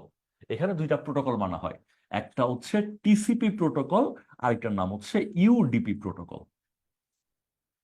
একটা হচ্ছে টিসিপি প্রোটোকল, আরেকটা ইউডিপি প্রোটোকল। টিসিপির ফুল মিনিং হচ্ছে ট্রান্সমিশন কন্ট্রোল প্রোটোকল। উপরে লিখে দেখুন, লিখতে জায়গা হবে না। টিসিপির ফুল মিনিং হচ্ছে ট্রান্সমিশন কন্ট্রোল প্রোটোকল, আর ইউডিপির ফুল মিনিং হচ্ছে ইউজার ডেটাগ্রাম প্রোটোকল। টিসিপি যখন কাজ করবে তখন আপনি যাকে মেসেজটা পাঠাইছেন সে যে মেসেজটা রিসিভ করছে সেই নোটিফিকেশন আপনার কাছে আসবে, যে আপনি যার কাছে তথ্য পাঠাচ্ছেন সে মেসেজটা রিসিভ করছে, নোটিফিকেশন আপনি পাবেন। আর ইউডিপির ক্ষেত্রে এরকম নোটিফিকেশন আপনি পাবেন না। এক্সাম্পল দিয়ে ক্লিয়ার হবে। আসেন এক্সাম্পলের কাছে আসি। আপনি যখন হোয়াটসঅ্যাপে আপনার বন্ধুকে এসএমএস পাঠান, মেসেজ পাঠান, তখন মেসেজটা সেন্ড হইলে দেখবেন এরকম একটা কালো টিক পড়ে যায়। জি স্যার। যখন সে নেট অন করছে, অন করলে দেখবেন এরকম দুইটা কালো টিক পড়ে যায়। আর যদি মেসেজটা সে ওপেন করে ফেলে তখন দেখবেন এই কালো টিক গুলা নীল হয়ে যায়। তার মানে ব্যাটা কিন্তু মেসেজটা পড়ছে। আপনি কিন্তু নোটিফিকেশন পাচ্ছেন আপনার বন্ধু মেসেজ পাইছে এবং সেটা পড়ছে কিনা। কিন্তু আপনি যদি এসএমএস করতেন ওই একই জিনিস, যে বন্ধু কালকে আমার টাকাটা ফেরত দিও, এই মেসেজ আপনার বন্ধুর কাছে গেছে, ওই বন্ধু পড়লেও তো কইব যে বন্ধু আমি তো মেসেজ পড়ি নাই, মোবাইল চালু করি নাই, মোবাইল তো ধরি নাই, তোমার মেসেজ তো এটা পড়েই আছে, আমি পড়তে পারি নাই। আপনার কাছে কিন্তু কোনো প্রমাণ নাই যে ও মেসেজটা পড়ছে কি পড়ে নাই। তার মানে ও যে মেসেজটা রিসিভ করছে তার কোনো নোটিফিকেশন আপনি পাচ্ছেন না। পাচ্ছেন না কেন? কারণ এসএমএস এর যে পদ্ধতি সেখানে ট্রান্সপোর্ট লেয়ারে থাকা ইউডিপি প্রোটোকলটা মানা হচ্ছে। সেই জন্য আপনি যার কাছে তথ্য পাঠাইছেন সে যে তথ্য পাইছে তার কোনো ফিডব্যাক আপনার কাছে যাচ্ছে না। কিন্তু মেসেঞ্জার বা হোয়াটসঅ্যাপে কি হচ্ছে, সেখানে আপনার কম্পিউটার ট্রান্সপোর্ট লেয়ার তো একটাই লেয়ার, সেই লেয়ারে টিসিপি নামের যে নিয়মটা আছে ওই টিসিপি নিয়মটা মানতেছে হচ্ছে হোয়াটসঅ্যাপ বা মেসেঞ্জার। দুইটা নিয়মই আছে, হোয়াটসঅ্যাপ মেসেঞ্জারের ক্ষেত্রে এই নিয়ম মানতেছেন, আর এসএমএস এর ক্ষেত্রে জিমেইল ইয়াহুর ক্ষেত্রে আপনি এই নিয়ম মানতেছেন। টিসিপি মানলে কি হবে, ওই ব্যাটা মেসেজ রিসিভ করছে সেই ব্যাপারটা আপনার কাছে অবগত হচ্ছে। আর এই ট্রান্সপোর্ট লেয়ারে আপনার যে মেসেজটা ছিল সেই মেসেজটাকে ট্রান্সপোর্ট লেয়ারে আমরা ডাকবো সেগমেন্ট নামে। আপনার ওই তথ্যটাই প্রথম 3 লেয়ারে ডেটা নামে ওরা ডাকতাম। ট্রান্সপোর্ট লেয়ারে আসলে ওকে আমরা ডাকবো সেগমেন্ট নামে, ওই অন্য কেউ না, ওকে আমরা সেগমেন্ট নামে ডাকবো। এরপরে আমাদের তথ্যটা চলে যাবে নেটওয়ার্ক লেয়ারে। তার পরের অংশ সব ভেতরে, আপনি বাইরে দিয়ে দেখতেছেন না কিছু। তথ্য চলে যাবে নেটওয়ার্ক লেয়ারে। নেটওয়ার্ক লেয়ারে আমার ওই আগের তথ্যটাকে আমরা প্যাকেট নামে ডাকবো। আমার যে ইনফরমেশন আমি পাঠাতে চাচ্ছি সেই ইনফরমেশনটাকে আমরা ডাকবো এখন প্যাকেট নামে। আর নেটওয়ার্ক লেয়ারের কাজ কি? নেটওয়ার্ক লেয়ারের কাজ দেখেন, সেশন লেয়ারে কিন্তু টার্গেট ফিক্সড। আমি তথ্য কার কাছে পাঠাতে চাই ওটা আমি চিনে রাখছি। এখন ওর কাছে পৌঁছানোর জন্য আমার কাছে একাধিক রাস্তা থাকতে পারে, একাধিক তার থাকতে পারে। কোন তার দিয়ে গেলে আমি সিমিউই 4 নামের তার দিয়ে যাব না সিমিউই 5 নামের তার দিয়ে যাব, কোন তার দিয়ে গেলে আমি ওর কাছে সবচেয়ে সহজে এবং দ্রুত পৌঁছাইতে পারবো, ওই ডিসিশনটা মেক করে। তাহলে ইজিয়েস্ট অ্যান্ড ফাস্টেস্ট রুট বা রাস্তা আমাকে খুঁজে দিবে নেটওয়ার্ক লেয়ার। কোন রাস্তা দিয়ে গেলে সহজে এবং দ্রুত যাইতে পারবো। আর নেটওয়ার্ক লেয়ারে আমার যে মেসেজটা ছিল সেই মেসেজটাকে আমরা প্যাকেট নামে ডাকবো। এরপরে আমার মেসেজটাই চলে যাবে ডাটা লিঙ্ক লেয়ারে। এই যে আমার মেসেজ এত ঘাত প্রতিঘাত পার হয়ে বের হবে ডাটা লিঙ্ক লেয়ারে, সে যখন এসে পৌঁছাবে তখন আমরা মেসেজটাকে ফ্রেম নামে ডাকবো। মেসেজটার নাম হয়ে যাবে তখন ফ্রেম। এবং ডাটা লিঙ্ক লেয়ার মূলত কোনো ভুলভ্রান্তি হচ্ছে কিনা সেই এরর থাকলে এররটাকে ডিটেকশন করবে। কোনো ভুলভ্রান্তি হলে তাকে ধরায় দিবে হচ্ছে ডাটা লিঙ্ক লেয়ার। এরপর আমার ইনফরমেশনটা চলে যাবে ফিজিক্যাল লেয়ারে। ফিজিক্যাল লেয়ারে গিয়ে আমার এই ফ্রেমগুলা পরিণত হবে বিটে। ফ্রেমগুলা বিটে বিভক্ত হয়ে যাবে। আর ফিজিক্যাল লেয়ারের কাজ হচ্ছে মূলত ফিজিক্যাল কানেকশন গুলা ধরে রাখা। যেমন হচ্ছে আপনার হাবের কানেকশন ঠিক আছে কিনা, কোথাও কোনো লুজ কি বলে এটাকে, আপাতত এটা আমরা হচ্ছে যখন হাব রাউটার সুইচ এই ডিভাইসগুলো পড়বো তখন ব্যাপারগুলো ক্লিয়ার হবে। এখন আপাতত আপনি মনে রাখতে পারেন ফিজিক্যাল কানেকশন যারা আছে।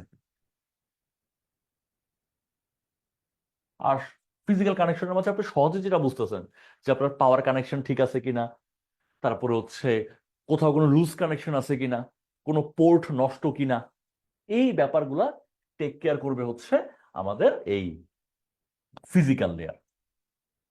তাহলে আমরা যদি এখন একটু মিলাই দেখি, আমাদের তথ্য যখন যাবে অ্যাপ্লিকেশন থেকে বের হওয়া শুরু হইলো, অ্যাপ্লিকেশন থেকে প্রেজেন্টেশনে যাবে, প্রেজেন্টেশন থেকে সেশনে যাবে, ট্রান্সপোর্টে যাবে। সেশনে যাওয়ার সময় সে খুঁজবে যে কার কাছে তথ্য যাইতে হবে। ট্রান্সপোর্টে গিয়ে দেখবে যে এই অ্যাপ্লিকেশনটা কোন নিয়ম মেনে চলতেছে। ওই বেটা রিসিভ করলে আমার মালিককে জানাইতে হবে কিনা যে তোমার টার্গেট মেসেজ রিসিভ করছে, তাহলে টিসিপি নিয়ম মানবে। আর টার্গেট মেসেজ রিসিভ করতে কি করেন এটা গোপনীয় ব্যাপার, তোমার ভাই জানার দরকার নেই, তখন ইউডিপি নিয়ম মানবে। এরপরে তথ্যটা আসবে নেটওয়ার্ক লেয়ারে। নেটওয়ার্ক লেয়ারে ওকে বলে দিবে যে তোমার এখানে পৌঁছানোর জন্য 3-4টা রাস্তা আছে, তুমি কোন রাস্তা দিয়ে গেলে সবচেয়ে সহজে এবং দ্রুত যেতে পারবা, সেই রাস্তা তোমাকে দেখাই দিলাম। এরপরে যাবে ডাটা লিঙ্ক লেয়ারে। এই যে তথ্য এত ঘাত প্রতিঘাত পার হচ্ছে, কোথাও ভুলভ্রান্তি হইলো কিনা একটু চেক করে দেখো, ভুল হলে ওটা কারেকশন করায় দাও। ফাইনালি ফিজিক্যাল লেয়ার, সে বিট গুলাকে পাঠাবে। ফিজিক্যাল লেয়ার তথ্যটাকে পাঠানো শুরু করবে, তথ্যকে পাঠানো শুরু করবে। তথ্য পাঠানোর সময় কানেকশনে কোনো ঝামেলা আছে কিনা এগুলোকে একটু টেক কেয়ার করবে। এরপরে তথ্যটা টার্গেট কম্পিউটারের কাছে পৌঁছাবে, তথ্যটাকে রিসিভ করবে ফিজিক্যাল লেয়ার।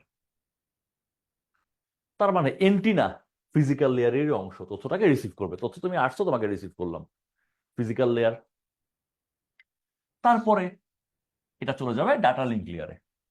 সেই বিট যেগুলোকে রিসিভ করছি, বিট গুলাকে ফ্রেম বানাবে কে? Data link layer. তারপর সেই ফ্রেম গুলাকে পাঠায় দিবে নেটওয়ার্ক লেয়ারে। নেটওয়ার্ক লেয়ার সেই ফ্রেম গুলাকে জোড়া লাগায় বানাবে প্যাকেট। তারপরে সেই প্যাকেট গুলাকে সে পাঠায় দিবে হচ্ছে ট্রান্সপোর্ট লেয়ার। ট্রান্সপোর্ট লেয়ার সেই প্যাকেট গুলাকে জোড়া লাগায় বানায় দিবে হচ্ছে সেগমেন্ট। তারপর সেই সেগমেন্ট গুলা পাঠায় দিবে সে সেশনে, সেশন তাকে ডাটায় পরিণত করবে। সেই ডাটাগুলো এরপরে চলে যাবে হচ্ছে প্রেজেন্টেশন লেয়ারে। প্রেজেন্টেশন লেয়ার সেই ডাটাগুলোকে মানুষের বোঝার উপযোগী করবে, যেমন ওইগুলাকে আবার হাই হ্যালো বানায় দিবে। এতক্ষণ কিন্তু সে হাই হ্যালোর মধ্যে নাই, হাই হ্যালো বানায় দিবে প্রেজেন্টেশন লেয়ার। এরপরে প্রেজেন্টেশন লেয়ার তথ্যটা পাঠায় দিবে অ্যাপ্লিকেশন। অ্যাপ্লিকেশন। অ্যাপ্লিকেশন মানে এটা যদি হোয়াটসঅ্যাপে পাঠানো হয়, ও এই প্রেজেন্টেশন লেয়ার পাঠিয়ে দিবে হোয়াটসঅ্যাপে। এটা যদি ভাইবারে পাঠানো হয়, ও কিন্তু হোয়াটসঅ্যাপে পাঠাবে না, ও আবার ভাইবারে পাঠাবে। ভাইবারে পাঠিয়ে দিবে।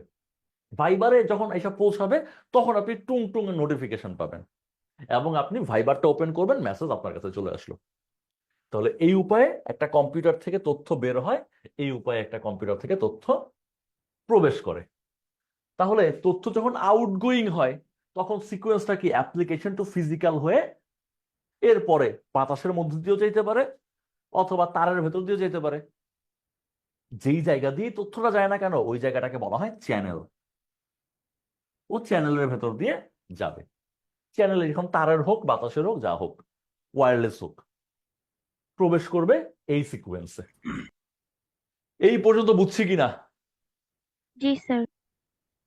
আর এই যে আমরা একটা মডেল দেখতেছি না, যে তথ্য কিভাবে যাবে, কিভাবে ঢুকবে, এই জি মডেলটা স্যার। আমাদেরকে প্রদান করেছে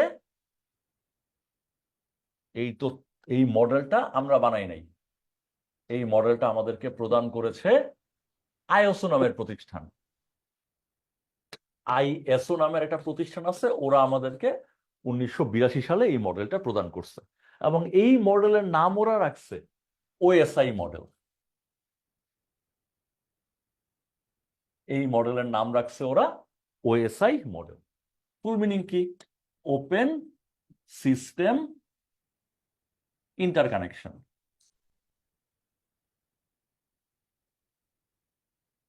ওপেন সিস্টেম ইন্টারকানেকশন মডেল হিসাবে ওরা নাম রাখছে। এখন অতীতের প্রশ্ন, আগে তো খুব সহজ প্রশ্ন আসতো, তখন জিজ্ঞেস করতো ওএসআই মডেলের লেয়ার কয়টা। আনসার কি দিবেন? ওএসআই মডেলে কয়টা লেয়ার? 7টা। 7টা লেয়ার। বর্তমানে তো এত সহজ আসবে না, বর্তমানে লেয়ারের ভেতর থেকে কোশ্চেন আসে। আগে আসতো খুব সহজ, লেয়ার কয়টা ওইটাই কোশ্চেন থাকতো। তাহলে ওএসআই মডেলের লেয়ার হচ্ছে 7টা। এখন এই লেয়ারের নাম্বারিং গুলা ওরাই আমাদেরকে করে দিছে, আমরা নিজেদের মন মতো নাম্বারিং করতে পারবো না। ওরা বলে দিছে ফিজিক্যাল লেয়ার হচ্ছে 1 number layer, data link 2 number layer, network 3 number layer, transport 4 number layer, session 5 number layer, presentation 6 number layer, application 7 number layer. তাহলে তথ্য যখন একটা কম্পিউটারে প্রবেশ করবে তখন 1 to 7 লেয়ারে প্রবেশ করবে, আর তথ্য যখন বের হয়ে যাবে তখন 7 থেকে 1 নাম্বার লেয়ার হয়ে চ্যানেলে বের হয়ে চলে যাবে। দেখেন মোটামুটি ওএসআই মডেল ক্লিয়ার কিনা? Clear sir. জি স্যার, ক্লিয়ার আছে। ওকে, ঠিক আছে। তাহলে আমরা ওএসআই মডেলটা মোটামুটি দেখে ফেললাম। স্যার এখান থেকে তো আমাদের শুধু এমসিকিউ প্রশ্ন আসবে, তাই না স্যার? এমসিকিউ, সব জায়গা থেকে শুধু এমসিকিউ, লিখিত আইসিটিতে কিছু আসবে না। আচ্ছা, স্যার এখান থেকে কি ধরনের প্রশ্ন আসতে পারে এখন? এই যে এতক্ষণ ধরে যা বললাম সবই তো প্রশ্ন বললাম। আপনাকে জিজ্ঞেস করতে পারে, আচ্ছা আরেকটা প্রশ্ন বলি, এটাও প্রিভিয়াস কোশ্চেন, ওএসআই মডেলের হার্ট কোন লেয়ারকে বলা হয়? ট্রান্সপোর্ট। ট্রান্সপোর্ট লেয়ারকে বলা হয় ওএসআই মডেলের হার্ট। এটা বিগত বছরের প্রশ্ন। এরপর আপনাকে বলতে পারে নেটওয়ার্ক লেয়ারের কাজ কি? ইজিয়েস্ট এবং ফাস্টেস্ট রুট খুঁজে বের করা। ডাটা লিঙ্ক লেয়ারে আপনার ইনফরমেশন বা মেসেজ কি আকারে থাকে? ফ্রেম আকারে থাকে। তারপরে আরো কোশ্চেন হয় যে রাউটারের নাম শুনছেন, রাউটার ওএসআই মডেলের কোন লেয়ারে কাজ করে? এগুলো তো আমরা এখনো রাউটার পড়লে তখন ক্লিয়ার হবে। রাউটার কাজ করে হচ্ছে এই যে নেটওয়ার্ক লেয়ার। তারপরে আপনাকে জিজ্ঞেস করতে পারে হাব বা সুইচের নাম শুনছেন, হাব কাজ করে ফিজিক্যাল লেয়ারে, সুইচ কাজ করে হচ্ছে ডাটা লিঙ্ক লেয়ারে। এগুলো আমরা পরে এগুলোর সাথে মার্চ করব আর কি, যখন আমরা ওই ডিভাইসগুলো পড়ে ফেলবো তখন আরো ক্লিয়ার হবে আর কি। আপাতত এইটুকু কনসেপ্ট মোটামুটি থাকলে চলবে। এই পর্যন্ত ক্লিয়ার কিনা আগে এটা বলেন, পরে আমরা আগাচ্ছি। ক্লিয়ার। এখন এই জায়গায় দেখেন আমি যা মেসেজটাকে আমরা ডাইরেক্ট যদি এরকম পাঠায় দেই, তাহলে গ্যাঞ্জাম যেটা হইতে পারে সেটা হচ্ছে এই চ্যানেলের মাঝে কোনো এক বেটা বসে মজা নিতে পারেন আপনার সাথে, জি যে স্যার। আপনি কি কথা বলেন তাহার সাথে, সেই কথা শোনার জন্য এই বেটা এখানে বসে থাকতে পারে, বসে আপনাদের কথা শুনতে পারে, মজা নিতে পারে, হাসতে পারে, এরপরে আপনাকে উত্ত্যক্ত করতে পারে। এই যে এই বেটা চ্যানেলে বসে আপনাদের তথ্য চুরি করতেছে, এই বেটাকে আমরা বলবো ম্যান ইন দ্য মিডল। এই বেটাকে আমরা কি নামে রাখবো? এই বেটা যে তথ্য চুরি করতেছে এটা আসলে এক রকমের হ্যাকিং। এই বেটা আসলে হ্যাকার, কিন্তু এই হ্যাকারটাকে তার কাজের চরিত্রের উপর ভিত্তি করে আমরা বলবো ম্যান ইন দ্য মিডল, বা সংক্ষেপে বলবো MITM। সে তথ্য চুরি করতেছে মানে আসলে হ্যাকই করতেছে, কিন্তু এই ন্যাচারাল হ্যাককে আমরা বলবো ম্যান ইন দ্য মিডল, যারা এই যে কমিউনিকেশন চ্যানেলে যোগাযোগ যে হচ্ছে এই চ্যানেলে বসে তথ্য চুরি করতেছে। ক্লিয়ার কিনা বলেন এটুকু? MITM ক্লিয়ার কিনা? জি স্যার। আচ্ছা, এই যে ম্যান ইন দ্য মিডল, এই যে MITM হচ্ছে ম্যান ইন দ্য মিডল বসে যে তথ্য চুরি করতেছে, এই ঘটনাটার নাম, চুরি করতেছে চোরের নাম হচ্ছে ম্যান ইন দ্য মিডল, আর এই ঘটনার নাম হচ্ছে স্নিফিং।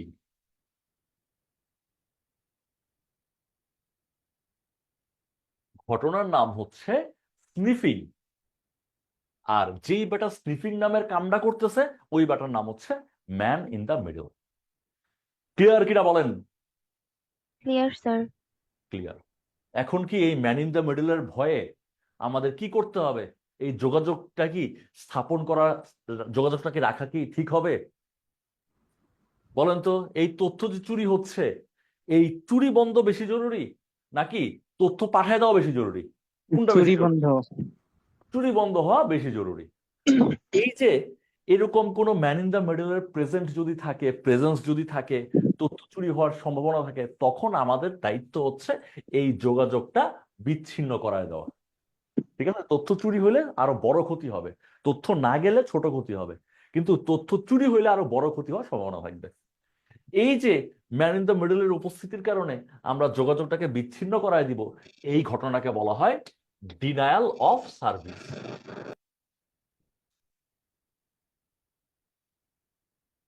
সংক্ষেপে DSS। এই ঘটনার নাম ডিনায়াল অফ সার্ভিস বা DSS। দেখেন এটুকু ক্লিয়ার কিনা? জি স্যার। জি স্যার, ক্লিয়ার। কিন্তু এই যে সব টিকটিকির ভয়ে আমরা যদি ডিনায়াল অফ সার্ভিস করি, ওই যাত্রায় বাঁচলাম, কিন্তু এটা কি পার্মানেন্ট কোনো সলিউশন? না। পার্মানেন্ট সলিউশন না, এটা আপাতত বাঁচা গেল আর কি। পার্মানেন্ট সলিউশন দরকার আমাদের। পার্মানেন্ট সলিউশন হচ্ছে আমরা আমাদের ইনফরমেশনটাকে এইভাবে ডাইরেক্ট পাঠায় দিব না চ্যানেল দিয়ে, আমরা আমাদের ইনফরমেশনটাকে লক করে পাঠাবো। লক করে ইনফরমেশনটাকে পাঠাবো যাতে ওর হাতে পড়লেও ওই ইনফরমেশনটা পড়তে না পারে। একটা এক্সাম্পল দিই লক করার। স্যার এটাই কি এন্ড টু এন্ড এনক্রিপশন হ্যাঁ, যেটা রাইট, ইউজ এটাই করা হয়? হচ্ছে এন্ড টু এন্ড এনক্রিপশন। আমরা আমাদের ইনফরমেশনটাকে লক করে দিব। লক কেমনে করবো জাস্ট একটা এক্সাম্পল দেই। যেমন ধরেন আপনার মেসেজটা হচ্ছে হাই, আমার ইনফরমেশনের মধ্যে যত জায়গায় এইচ আছে সব এইচকে যদি আমি 5 দিয়ে দিই, তখন দেখেন হাইয়ের অবস্থা কি হয়ে যাবে? 5i। এখন আমার এই চোর বেটা 5i দেখলে তো আর বুঝবে না যে আপনি কাউকে হাই পাঠাইছেন, কনফিউশনে পড়ে যাবে। কনফিউশনে পড়ে যাবে এটা আবার কি পাঠাইছে। এক্সাম্পল দিলাম, বাস্তব এত সিম্পল না। এই যে আমি হাইকে 5i বানাইছি, এটা কি বলা হচ্ছে মেসেজটাকে লক করে দেওয়া। আমরা যে মেসেজটাকে লক করে দিব, যেটা ওই লক করা মেসেজ এই ব্যাটার কাছে পৌঁছাইলেও কিছু বুঝবে না, এই লক করার প্রক্রিয়াটাকে বলা হয় এনক্রিপশন। লক করার প্রক্রিয়াকে কি বলা হয়? এনক্রিপশন। লক করা মেসেজ চ্যানেল দিয়ে যাবে, এরপর এখানে পৌঁছানোর পরে ওই মেসেজটা আবার আনলক করতে হবে, কারণ 5i যদি এর কাছেও পৌঁছায় ও তো বুঝবে না যে আমার বন্ধু আমার এগুলো কি পাঠাইছে। তাহলে ওই লকটাকে আবার আনলক করতে হবে। আনলক করার প্রক্রিয়াকে বলা হয় ডিক্রিপশন। আনলক করার প্রক্রিয়াকে কি বলবেন? ডিক্রিপশন। ডিক্রিপশন। আর এই এনক্রিপশন এবং ডিক্রিপশন এই পুরো প্রসেসটা হবে মূলত প্রেজেন্টেশন লেয়ারে, মানে এই জায়গাটায় হবে। এই যাওয়ার সময় এনক্রিপশন হবে না, তার মানে এখানে এনক্রিপশন হচ্ছে, গেল গেল গেল, এরপরে রিসিভ যখন হচ্ছে তখন এরা ওই 5/5 পাবে। এই প্রেজেন্টেশন লেয়ারে যখন আসবে তখন সে ডিক্রিপশনটা করবে। তাহলে এনক্রিপশন এবং ডিক্রিপশন ওএসআই মডেলের কোন লেয়ারে হয়? আনসারটা হচ্ছে প্রেজেন্টেশন লেয়ারে হয়। তাহলে ম্যান ইন দ্য মিডল থাকলেও ও আসলে খুব বেশি আসলে ধরতে পারবে না। ভেতরের ব্যাপার স্যাপার, সিকিউর, সকেট লেয়ার, এসএসএল, এগুলো আপনাদের আসলে দরকার নাই। তারপরে হচ্ছে আপনার এই পাবলিক কি, প্রাইভেট কি, এগুলো হচ্ছে কেউ যদি এডি ট্রিপলি বা এডি আইসিটি দেন তাদের জন্য আসলে আরো ভেতরে ঢোকার দরকার আছে। লকিং গুলা কিভাবে হয়, আনলক কিভাবে হয়, তাদের দরকার, আপনাদের জেনারেলদের দরকার নাই। জেনারেলদের এটুকু বুঝলেই হবে এনক্রিপশন ডিক্রিপশন কি, এনক্রিপশন ডিক্রিপশন ওএসআই মডেলের কোন লেয়ারে হয়। দেখেন এটুকু ক্লিয়ার কিনা? জি স্যার। Clear sir. ক্লিয়ার, ওকে, ঠিক আছে। তাহলে আজকে এই পর্যন্তই। এগুলো আমরা কিছু জিনিস পরে আগায় রাখলাম। ভাইয়া একটা কোশ্চেন ব্যাংক সাজেস্ট করলে ভালো হতো। কোয়েশ্চেন ব্যাংক এখন মার্কেটে কোনটা ভালো হতো আমি অনেকদিন ধরে ঘাটাঘাটি করি না। দেখবেন যেখানে কোয়েশ্চেনের পরিমাণ বেশি আছে, বা আমি জেনে জানাবো না এখন মার্কেটে কোনটা ভালো, ঠিক আছে? আপাতত ওকে রিসেন্টলি অনেক দিন ধরে কোয়েশ্চেন ব্যাংক ঘাটি না। স্যার সেলফ সাজেশন বইটা কেমন? সেলফ সাজেশন মোটামুটি ভালোই, খারাপ না। তারপর একটু বুঝে বুঝে পড়ার চেষ্টা করবেন, একটু সার্চ টার্চ দিবেন, কারণ সবগুলো বইতেই বেশি ভুল আছে। সেলফ সাজেশনে আমার মনে হয় একটু ভুলটা একটু বেশি, যতটুকু দেখছি। লেটেস্ট এডিশনে কারেকশন টারেকশন করতে পারে, লেটেস্ট এডিশন গুলো আসলে দেখি নাই খুব বেশি, আসলে এখন সময় পাই না, তো এই জন্য বইটই আসলে খুব একটা ঘাটা হয় না। ভালোই মনে হয়। লাস্ট যতটুকু দেখছি আলালস এবং ইজি কম্পিউটার, ওইখানে ভুল কম ছিল। আইসিটি ভিও মোটামুটি ভুল কম ছিল। সেলফ সাজেশনের আগের ভার্সনগুলোতে ভুল বেশি ছিল, এখন যাই না, কারেকশন হইতে পারে। যে কোনো একটা বই বুঝে বুঝে পড়বেন, ঠিক আছে? যাই পড়বেন একটু বুঝে পড়বেন, তাইলে মোটামুটি আপনি আইসিটিতে ধরা খাবেন না। ক্লাস লেকচারটা একটু মনোযোগ দিয়ে দেখার চেষ্টা করবেন, মোটামুটি আইসিটিতে হোপফুলি সমস্যা হবে না। ক্লিয়ার? আর কোনো কথা থাকলে জিজ্ঞেস করতে পারেন।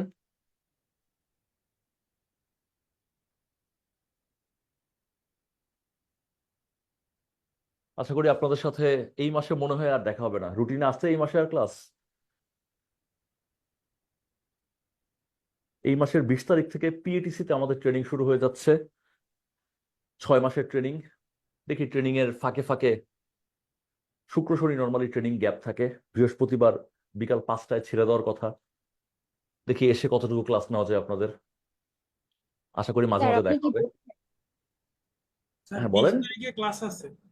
20 তারিখে ক্লাস আছে? 20 তারিখ তার ক্লাস নেওয়া পসিবল হবে না, অন্য কেউ হয়তো বা ক্লাস নিয়ে নিবে আর কি। আমাদের স্যার ট্রেনিং একটা শুরু প্রশ্ন হবে ছিল 20 তারিখ থেকে। হ্যাঁ বলেন স্যার। স্যার। বাংলাদেশ ব্যাংক এডিতে স্যার ট্রিপলি থেকে যারা পড়ছে তারা কি স্যার জেনারেল যেটা ইয়াতে হয় সেখানে কি স্যার পরীক্ষা দিতে পারবে না, নাকি তারা হ্যাঁ স্যার অবশ্যই। ডিপার্টমেন্ট ব্যাকগ্রাউন্ড থেকে শুধু না দিতে না, পারবে? দুইটাই পারবে, দুইটাই পারবে। জেনারেলও পারবে আর তার নিজের ব্যাকগ্রাউন্ড থেকেও পারবে, কোনো সমস্যা নেই। জি স্যার, থ্যাংক ইউ। ওকে ঠিক আছে, তাহলে আবার দেখা হবে। তবে 20 তারিখে দেখা হচ্ছে না এটা কনফার্ম। হয়তো বা ক্লাসটা আগায় নিয়ে আসা যদি পসিবল হয়, গ্যাপ ট্যাপ থাকে আগায় নিয়ে আসতে পারে, অথবা নেক্সট মান্থে দেখা হবে ইনশাল্লাহ, ইসের ফাঁকে আর কি, ট্রেনিং এর ফাঁকে যখন ঢাকা আসতে পারবো তখন। ওকে, সি ইউ। আসসালামু আলাইকুম। ওয়ালাইকুম আসসালাম।